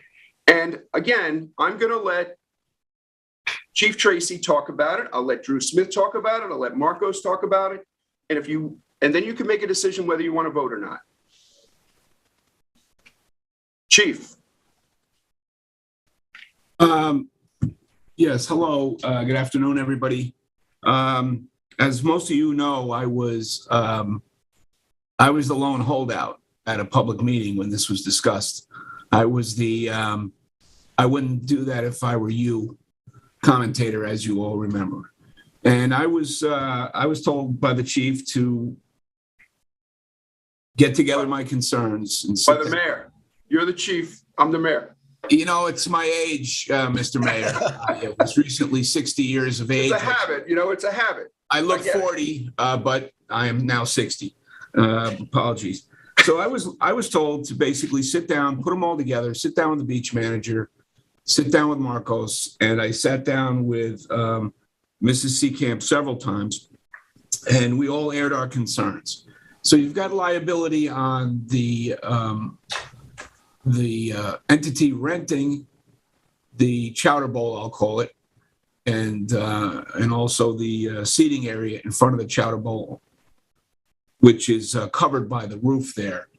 And so what was done is Mrs. Seacamp applied for a beer and wine on premises license. The status of that, I haven't gotten an update on the status of that as of today. But that entitles her, should it be granted, to serve beer and wine within the rules of the ABC alcohol beverage control law, state liquor authority guidelines, of course, local laws as well. That does not include the beach. And as it is an on-premises consumption, and the beach is not part of that premise. So that's a totally separate issue. And I'm glad that is the way it is, and so forth. So just real quickly, some of the issues that were brought up by both myself and the beach manager, least of which was glass on the beach, debris on the beach, and so forth. And again, I said it's going to be wine and beer. There's going to be no glass on the beach. It's not going to be a bar. There's not going to be alcohol service up there unless you are purchasing a meal. And that would be purchasing a meal and then consuming that and whatever other, if you buy an alcoholic beverage with your meal, that would be restricted to the area underneath the roof, right outside the Chowder Bowl. I'm going to continue to call it the Chowder Bowl. So that restricts the consumption. The other thing we were concerned about underage consumption of alcohol up there. And we've worked out two items which I think are kind of fascinating. One is a device, an app that will scan licenses. It'll do two things. It's going to scan the license for the license being doctored or a false license or a fake license. It's also going to document the name of the person purchasing the alcohol. So if you go up there, and it's only going to be in one part of that facility where you're going to be able to buy beer or wine. It's going to be a little spot in the corner. So there's going to be a device there. Everybody's going to get their ID checked. If you don't have your ID, you're going to have to go get one because they're not going to serve you. But it will take your name and it will take the information on that license and it will store that information so that it can be retrieved at a later date or later time. It will be downloaded to to a place where it can be accessed at a later time should there be a problem or an issue. The other thing that's going to be in there is right over the point of sale in the Chowder Bowl, there's going to be a camera that of which the data goes to the village. I'm going to call it the to pay camera. It's going to be right above the purchaser's head, and it's going to be videotaping the purchase, the transaction. So that's another nice safeguard that they're putting in place, partially at our suggestion, but also partially from the tenant who has met all of our suggestions and concerns. Another thing that will be going on there, the alcohol is not going to be served at night. The beach is going to shut down with lifeguard hours. The Chowder Bowl is going to shut down at 8. They start shutting down at 8. By 9, and by dark, they're closed and out of there. And that won't be extended for events. That's not going to be extended for crowds or anything like that. It's just going to be consistent all along so that there's no, nothing out of hand up there when we get a large volume of people, which we have been getting with various different things. Everybody, it starts with the polar bear plunge and the lifeguard tournament. And we have Tuesdays at Maine now. We get a lot of people up there, but the hours of operation for that restaurant, I'll call it, they're not going to expand. We don't need the any more activity up there than just the presence of the guests, so to speak. Those are some of the bigger ones. The chairs up there are taken in at night, and so that people can't sit up there all hours of the night. Our chairs go in and tables. We have numerous chairs and tables. Ours go in when the lifeguards close up. Our chairs get pulled in and locked up for the night, and then Mrs. Seecamp's will get pulled in beginning at 8 o'clock when she's shutting down up there. So those were some significant items. Again, the deck area, part of the deck area under the roof is going to be leased as on premises for the restaurant. Outside of that, on the deck, it's just like being in the Rue de Chien parking lot. That's not going to be a drinking area. There's not going to be, the alcohol is limited to the licensee's area, which is on premises. So that's going to control the place.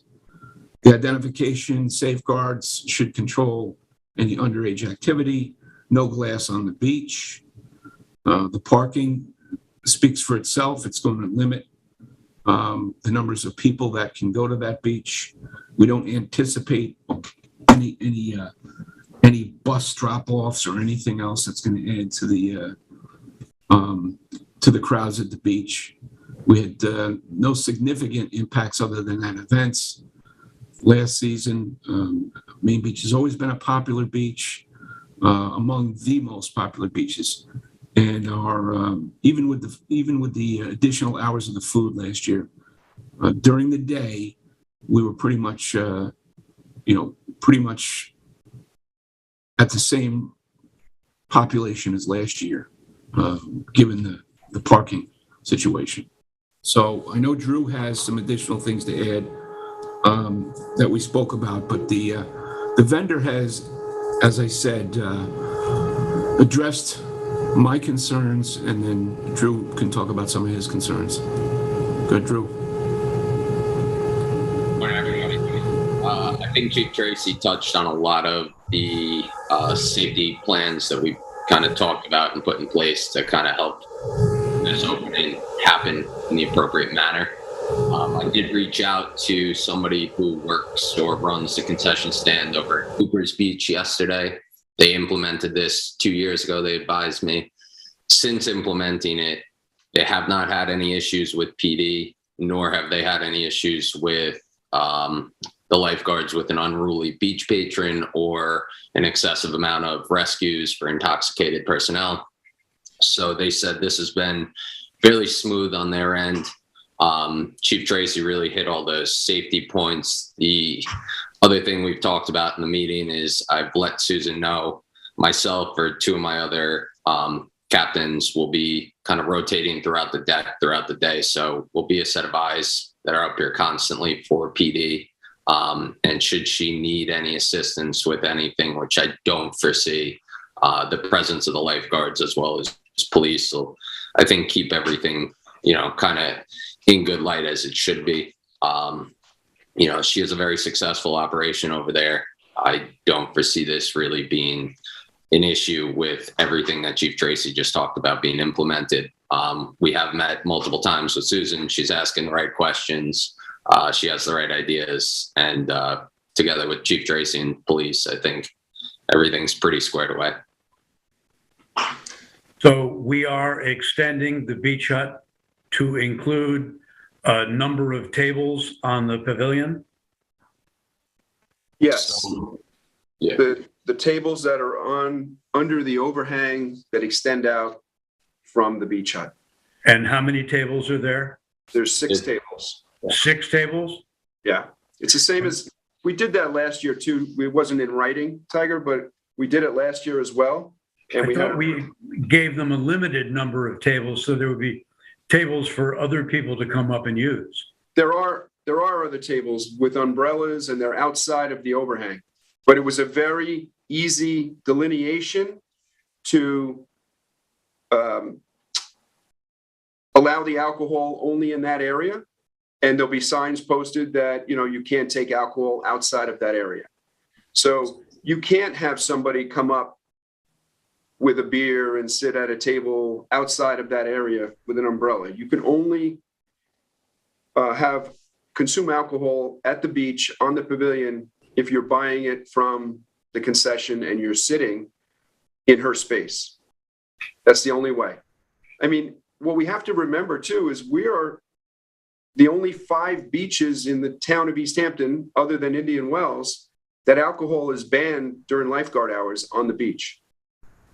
Everywhere else in the township, you can drink freely anywhere on the beach. Or the county for that measure, Jerry. I can't speak to that, but thanks.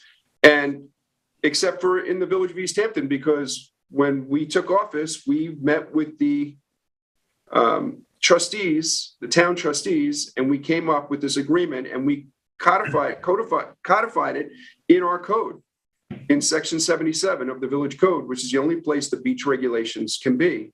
And that has to be with the authority of the town trustees, which we did. So we actually ban alcohol on our beaches for the first time ever. And so this is just only as a patron of the concession in her confined area is the only place you can drink alcohol before 5 o'clock at night. Okay. Are we getting any additional rent from them on this? No. Why not? We're expanding her use substantially. Well, why don't we can certainly talk about that in a future lease, but why don't we see if it's even profitable? I mean, I don't know if that's really, I don't see this as a huge draw as other people are claiming it's going to be. I don't see bus loads of people coming to Maine Beach because they can get a beer or wine at the concession stand.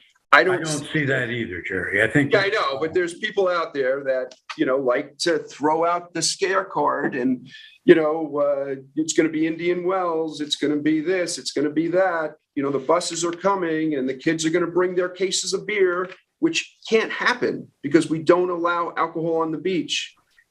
So people don't understand before they speak.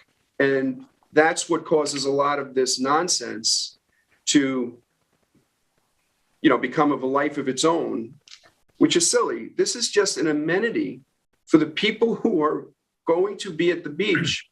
If they choose to have lunch, if they're on vacation, if they're, if they just want to have a glass of wine with their food. This is just something nice to offer people. This is not,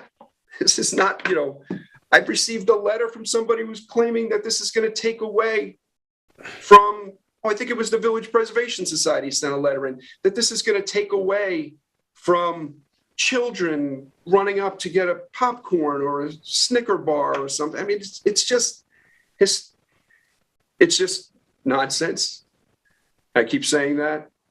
This is really a minor thing in the scheme of everything. And the safeguards are in place. We have beach staff, which is there all the time. We have Drew Smith, who's a terrific manager. He's up there 7 days a week in the summertime, probably 12 hours a day. And it's not going to be anything that's going to get out of hand. So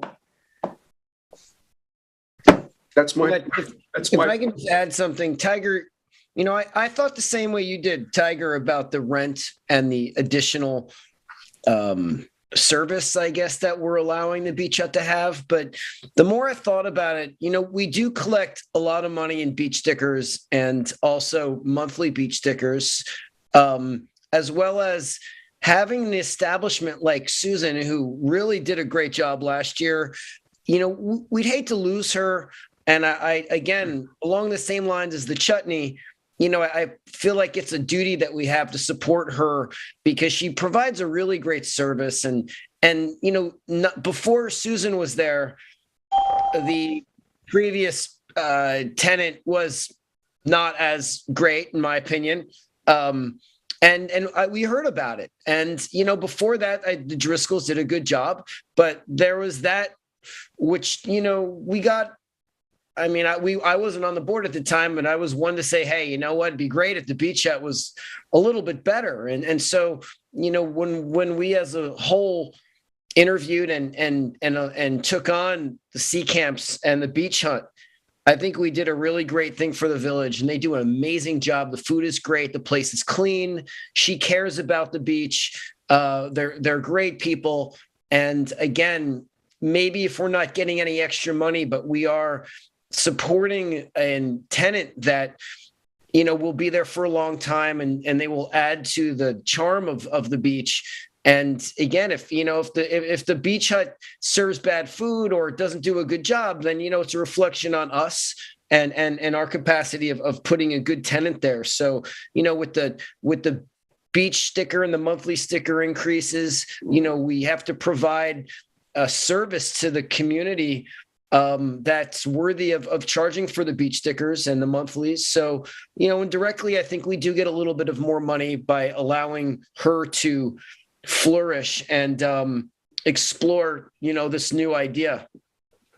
Yeah, I'm not against the sea camps. I think they have a first-class operation, and I don't want anyone to think that I'm complaining about the beach hut. I think just that we are offering them now the outside tables, okay, for their patrons, and we're offering them the ability to serve beer and wine. I'm sure that if that were in the bid contract, we would have gotten different bids from other people. And I would go to the sea camps and ask them, due to this, would they be willing to pay any more? If they say no, well, then it comes up at the next bid process. I think they were the highest paid. Tiger, to your earlier point, I'm sorry, did I cut someone? No. Sandra, sorry, go for it. Oh, it's okay. It's just like out of all the bids, they were way higher than everybody else, and they provided such a good service. I think just trying to raise the rent now is not something that we should do. Community, everybody's super happy with them. So I'm not asking to raise the rent, Sandra. I'm just asking them, if they are successful with this, will they throw a little bit of money our way, since we are giving them, two relatively substantial concessions that were not part of their bid. I'm not going to demand anything from them. I think that I understand what you're saying, Tiger, and I somewhat agree with you on the beer and wine, but I don't agree with you on the tables. I think that's our error. I think that should have been included in the original bid, because when I was up there last year, if those tables were all taken by people who want to sit and read a book all day and, bring their lunch, it's really not fair to that concession to not be able to have their own tables out there so their patrons have a place to sit. So I think the table end of it, I think we should have included that to begin with. But I do agree with you on the beer and wine. I think we should let it go this summer as a pilot program and see if there are any issues and to see if it is profitable for her. I totally trust her. I think she'll be honest with us. And, we could then maybe renegotiate the lease next year.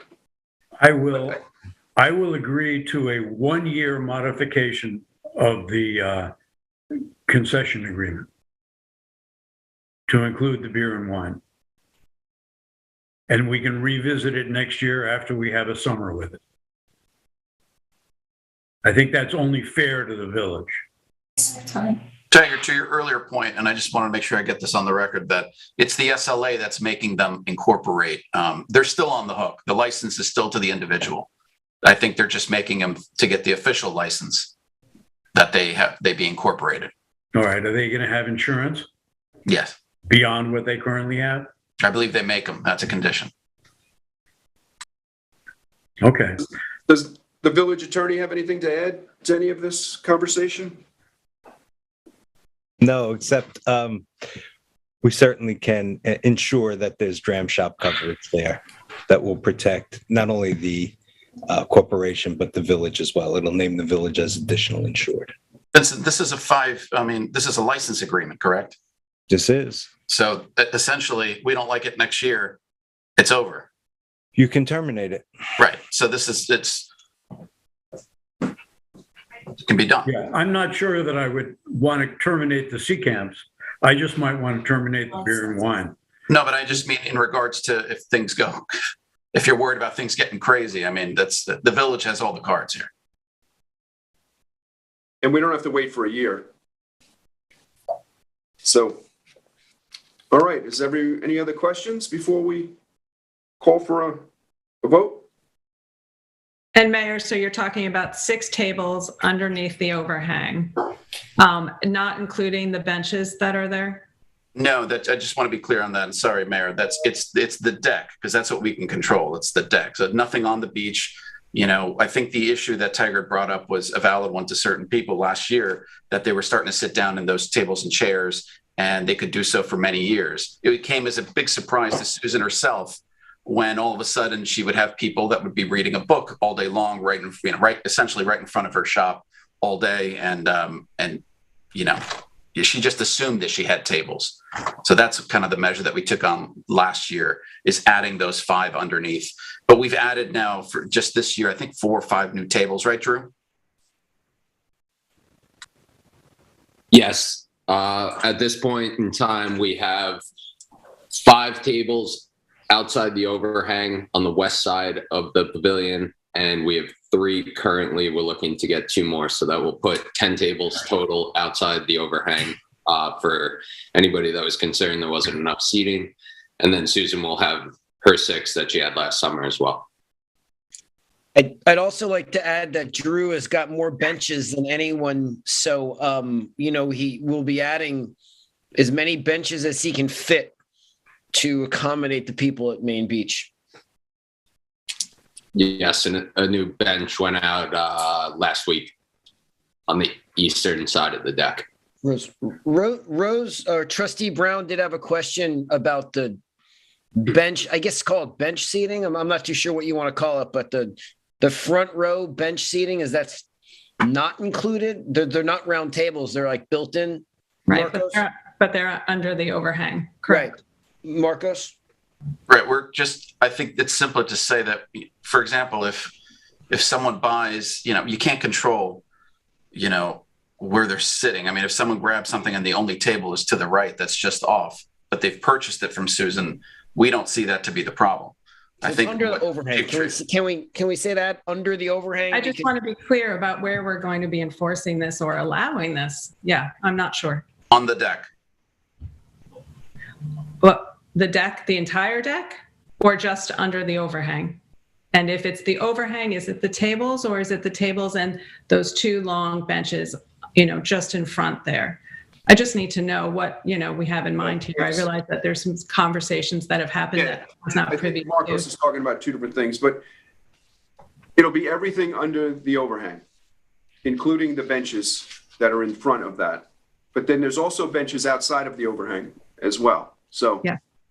So everything under the roof will be considered beach hut. And can someone from the public sit there, or will they be just designated for the beach hut? They'll be designated with, like we did last year. They'll be designated beach hut patrons only.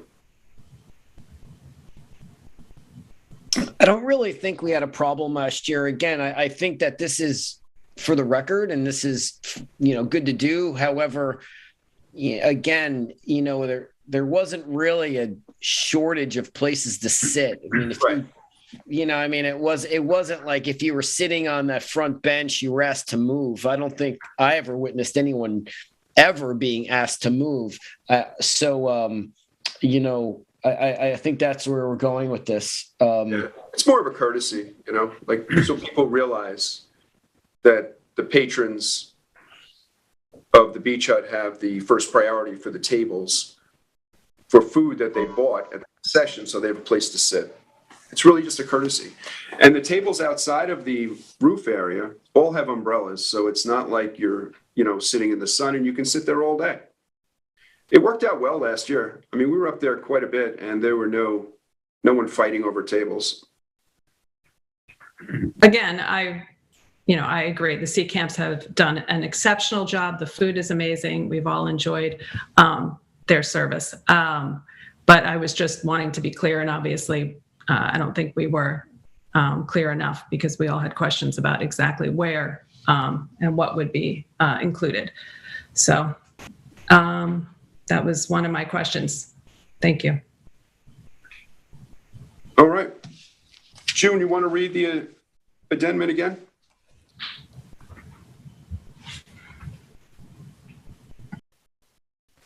June left? Yeah, she thought it was 2030 or whatever. She didn't resign yet. June, Yeah. are you ready? Yep, now I am. Sorry. That's okay. Technical difficulties.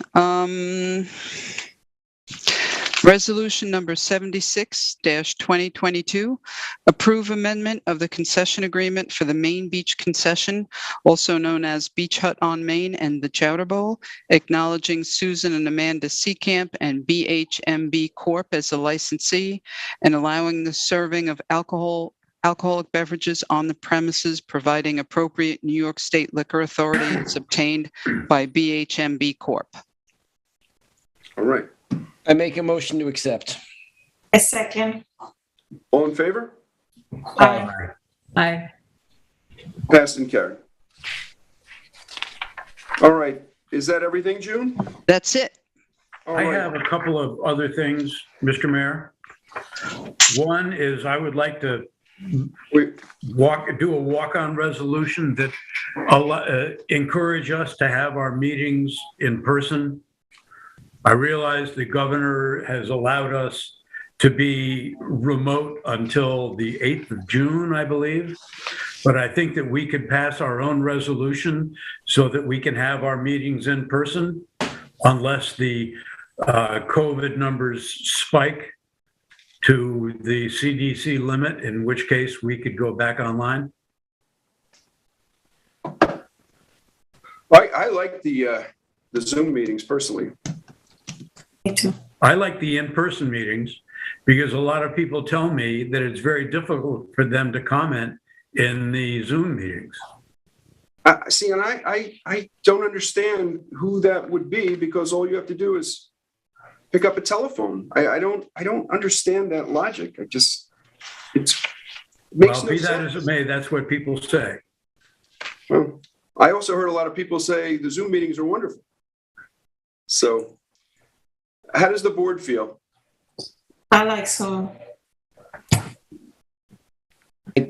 I like them both, to be honest with you. I believe that the mayor's orders are only for at least a month to go. I like to err on the side of caution. I have kids and a family. I don't want to get COVID. I still have yet to get it. But, if it's only for another month, I can live with it. It's not that much longer at all. But, eventually we will be back into real person meetings. And I don't believe this is a long process at the end of the road so far. So, Our next meeting is until after the June 8th time period, so it may be back anyway, Tiger. We're Our not next going to have a meeting is meeting May. on the late May? Oh, that's right. I was thinking This feels like May.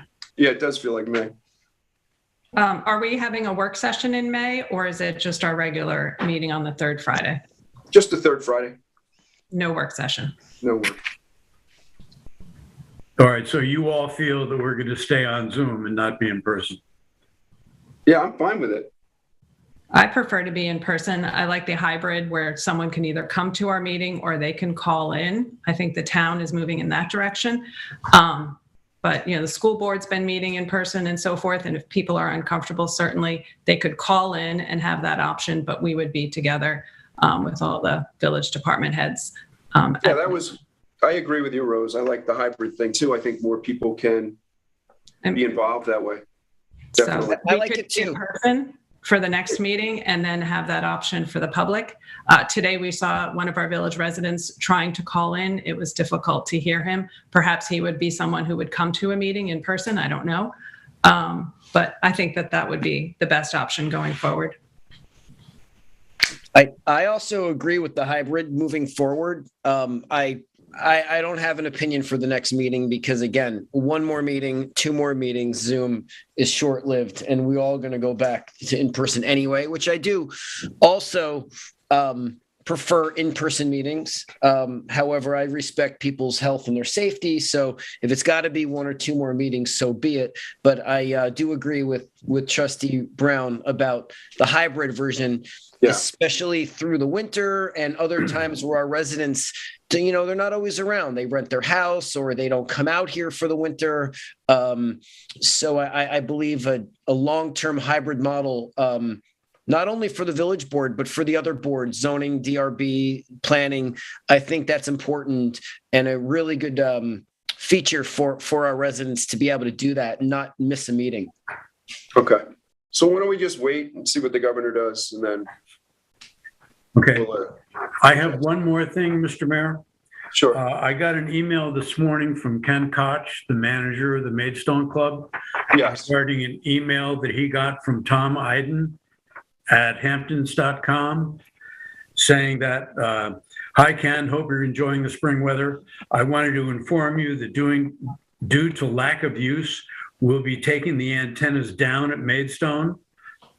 I thought we had those antennas up at Maidstone to cover Wyborg and Egypt beaches for emergency Wi-Fi and safety. Maidstone has its own Wi-Fi.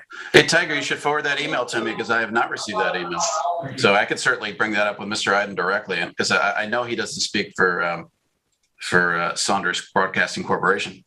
Yeah, I know he's their tech guy. Put those in. The club agreed to put them in for the wing beaches, not for the membership. Correct. All right, I'll forward this email to you when we're done with this meeting. No, I agree with you, Tiger. I haven't seen that email. All right. Jody, do we have any callers? There's still one caller on the line. Let me put them through. Caller. Hi there. Hopefully you can you hear me now? Yes. Yeah, I think David, I think you should. David, can you hear us? On my landline. Yeah. Yep. Do you have it on speaker or something?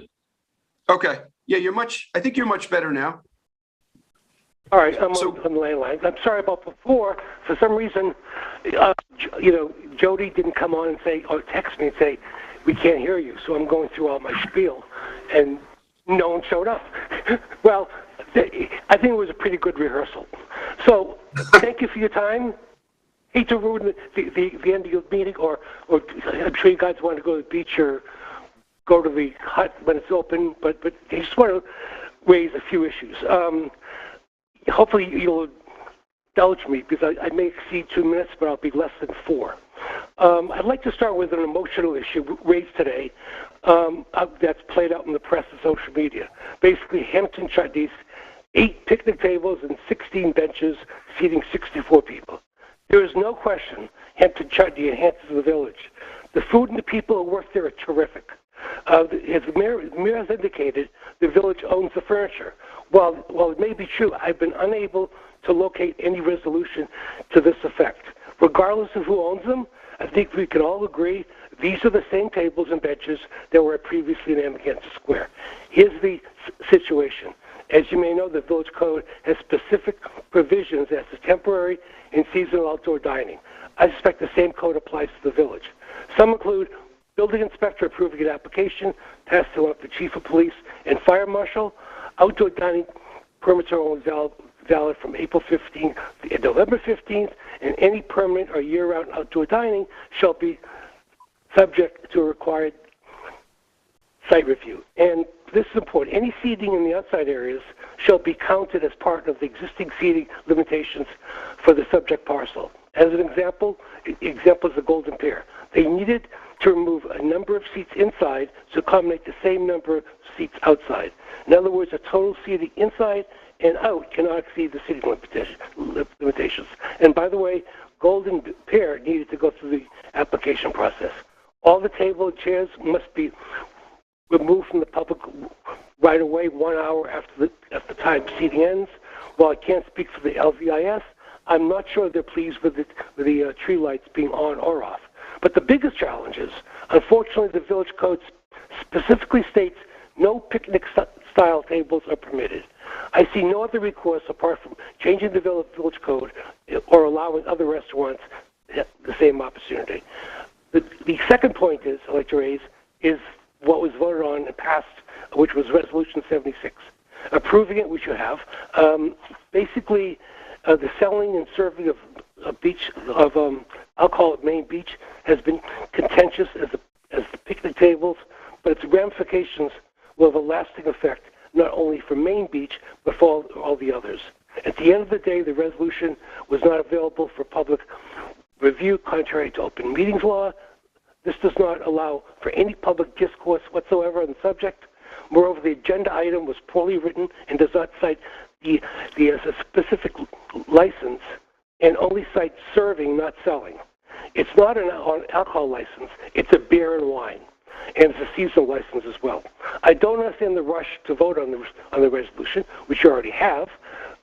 Before the license is being issued or revising, the State Liquor Authority sent a deficiency letter on March 30th. I'm sure that the C camps have not responded yet. I'm not sure.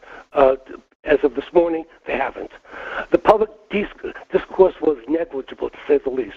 The board needs to make an informed decision reflecting the needs and desires of all its residents, not just one group. There is a reason why the village code prohibits alcohol on our beaches. It's probably because it's the right thing to do.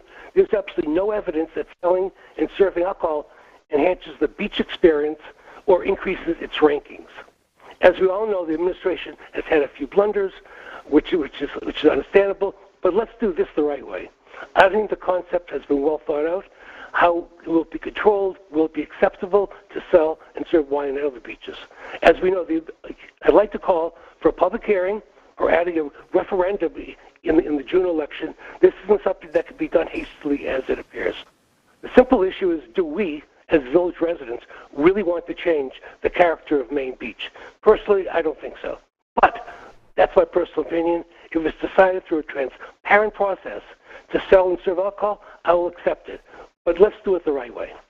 Moreover, the licensing is pending, and changing the village code may take some time. In the meantime, I don't understand why we're drafting the revised contract. And let's have a conversation. Thank you. Oh, that's it. 3 minutes. I appreciate the time. Thank you. Thanks, David. You're welcome. You're welcome to comment if you'd like. Any other callers, Jody? There are no other callers on the line. All right. So we are going to, can I get a motion? Well, Mayor, I just had a question about Mr. Gantz's comment. What was he referring to? March 30th, there was something from the SLA? I have no idea what his comments were. Okay. You'd have to ask him. Mr. Gantz, are you still on the line? All right. We're gonna the liquor authority sent their application back because of a deficiency information, and they were sent to them on March 30th. The C camps have yet to respond. So things are kind of up in the air. And you could contact the State Liquor Authority, speak to Michael Smith, who's in public information. Also, there's a portal which has a status of all outstanding licenses, and it's clearly stated they received a deficiency letter on March 30th. Okay. I mean, I didn't really understand what you were talking about originally. Thank you for explaining it. But yeah, I have no knowledge of that. Thank you. Well, you know what I'd like to say is that, you know, if the C camps don't get liquor approval, then so be it. You know, again, we're not approving this. We're just allowing it to move forward to see exactly how far that they get. So for some reason, if they fail their approval process, then that's where we end. All right. So we're going to go into executive session. And if there's any reason for us to return, we'll notify the press. Can I get a motion to close? Motion to close. Second. All in favor? Aye. Aye. All right. See you in executive session. Thank you.